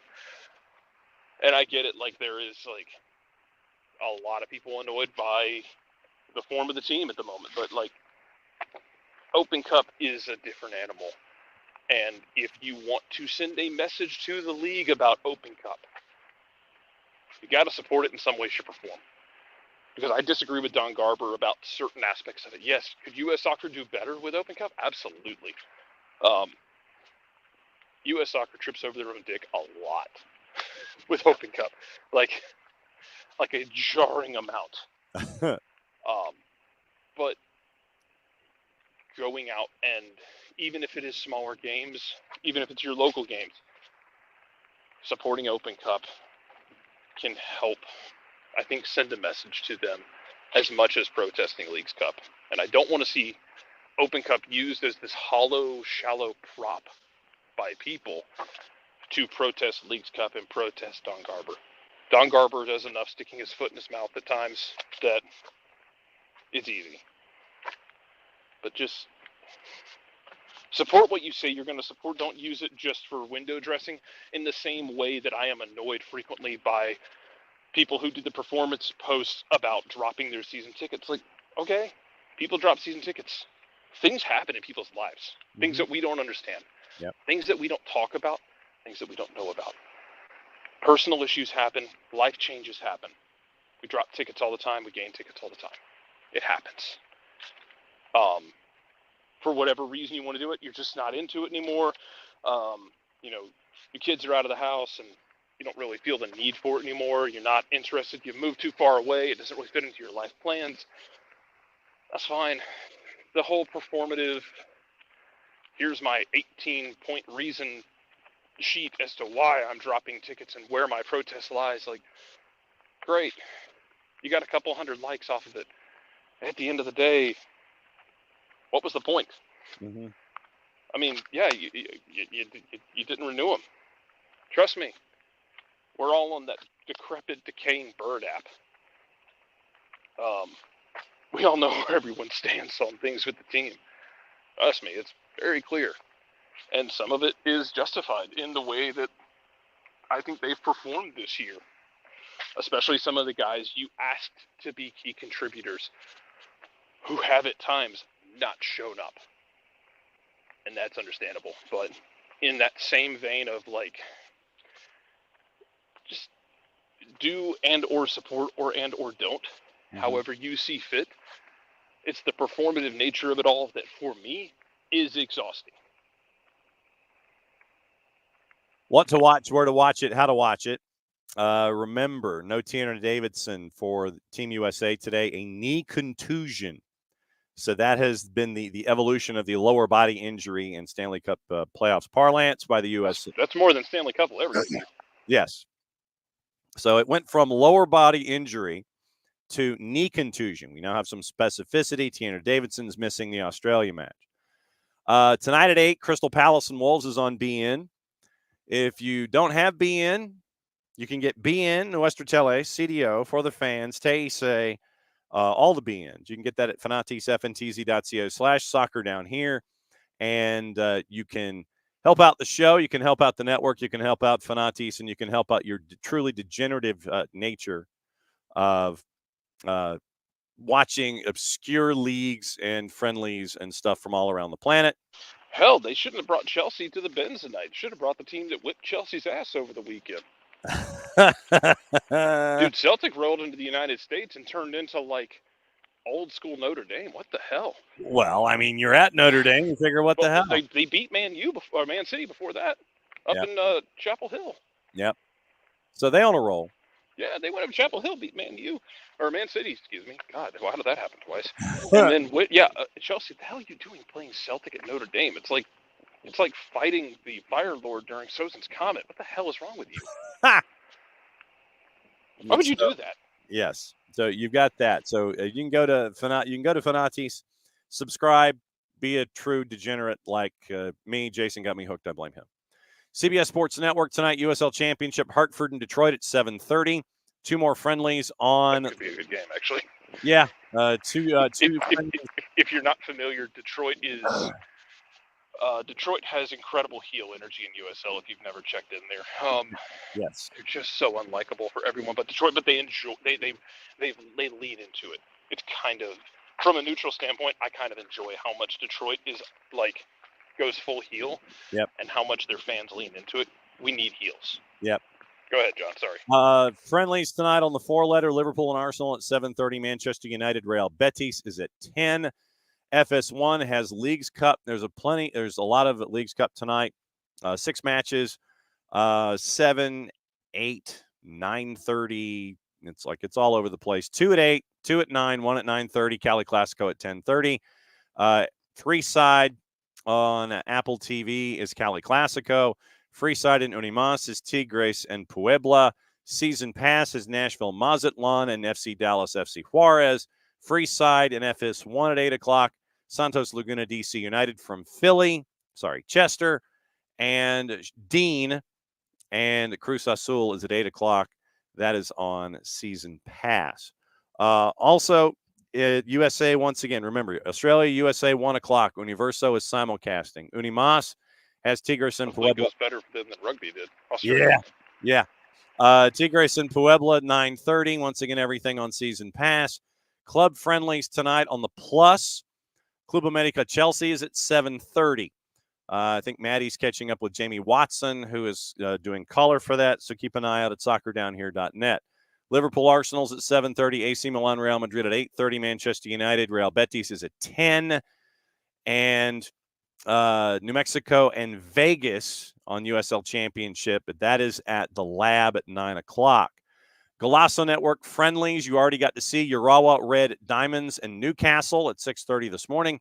Feyenoord and Monaco 1:30. RB Leipzig Aston Villa is at 8. NWSL Summer Cup at 7. North Carolina FC and Monterrey. Portland and Seattle is at 10. Paramount Plus, doubleheader in Argentine Primera, Union Santa Fe, Rosario Central at 5:30. Boca Juniors Bonfield at 7:30. Summer Cup on Paramount Plus, Washington, Chicago at 7:30. Utah and Tijuana is at 10. And all 6 matches of the Olympic Women's Tournament are 2 of the 6 are underway. Brazil, Spain, Japan, and Nigeria. Everything else is later on in the afternoon, and everything is on Peacock. And if you've got Peacock and haven't gravitated over to Gold Zone with Scott Hansen, Andrew Siciliano, Matt Eisman, Jack Collinsworth, and soon-to-be Akbar Gabiamila, literally, you turn it on, you walk away. You're done watching everything for the day. You just want one channel. Can't recommend it any more highly. You're locked in, brother, and you ain't changing the channel. And Rich reminds us that Arsenal and Liverpool is in Philly proper tonight at the Link. So that's where we are. And Tom is like, my favorite's the whiny. They don't care about us. They don't care about winning. They just care about money posts. And Tom says that cracks him up. So, all right. Anything else on your mind before we get out of here and are back in lesson 22? Yeah, I'd like to talk about how Cedric takes it near the end zone. And she'll run it out. Runs through a tackle. the 10, 15, 20, 25, 30, 35, 40, 45, 50. Oh, my 45. God. There goes Cedric. Oh, my God. Cedric's going to run it all the way back. USA is going to win the rugby game. They are not going to keep them off the field tonight. Oh, that was epic. Because Australia forgot the two keys. It's about blocking and tackling, and especially rugby, it's tackling. My heart does go out to the girl from Australia who she just didn't wrap up. I was just trying to hold her up. Don't try to strip the ball. Go for the tackle. Cedric just ran right through her. I thought it'd be Alona Meyer to do the job, and it was Cedric, and she just ran right through her like a bad habit. Mm-hmm. Yeah. More than once, I have seen people try and overlay the greatest college football call ever over that, and it absolutely fits because it's my favorite thing in rugby, which is she chose not to be tackled. She ran through someone and then ran away from the rest of them, which is a unique rugby skill that is like very fun. But man, I'll take a bronze medal. That's the first one the U.S. has gotten in rugby. Yep, ever. Tomorrow, FC Naples is joining us at 9:30. They've got a coach and technical director in Matt Poland, and we'll see if that turns into a party line or not. So FC Naples coming into USL League One starting next year. Now that they've got a coach and a TD, they'll be joining us at 9:30, and then it's Nino and Nico joining us at 10 and 10:30 to shut things completely and totally off the rails on a Thursday. We'll keep you posted on what's going on in all of the Olympics, in all of the news. And then remember FC Motown joining us on the Friday show to talk about the NPSL final, waiting to see if we can secure both Seacoast United Phantoms on the other side of the USL League 2 final and our friends at El Farolito. We can find out and spread the gospel about truly fantastic Mexican food in Northern California and how it's tied to an NPSL team chasing after a championship. So it's going to be fun. And looking forward to seeing folks tonight for Chelsea and Club America. And we'll talk about that tomorrow, too. Keep an eye out for all the reporting that we have at soccerdownhere.net. Jarrett, since you are there, whistle us out of here.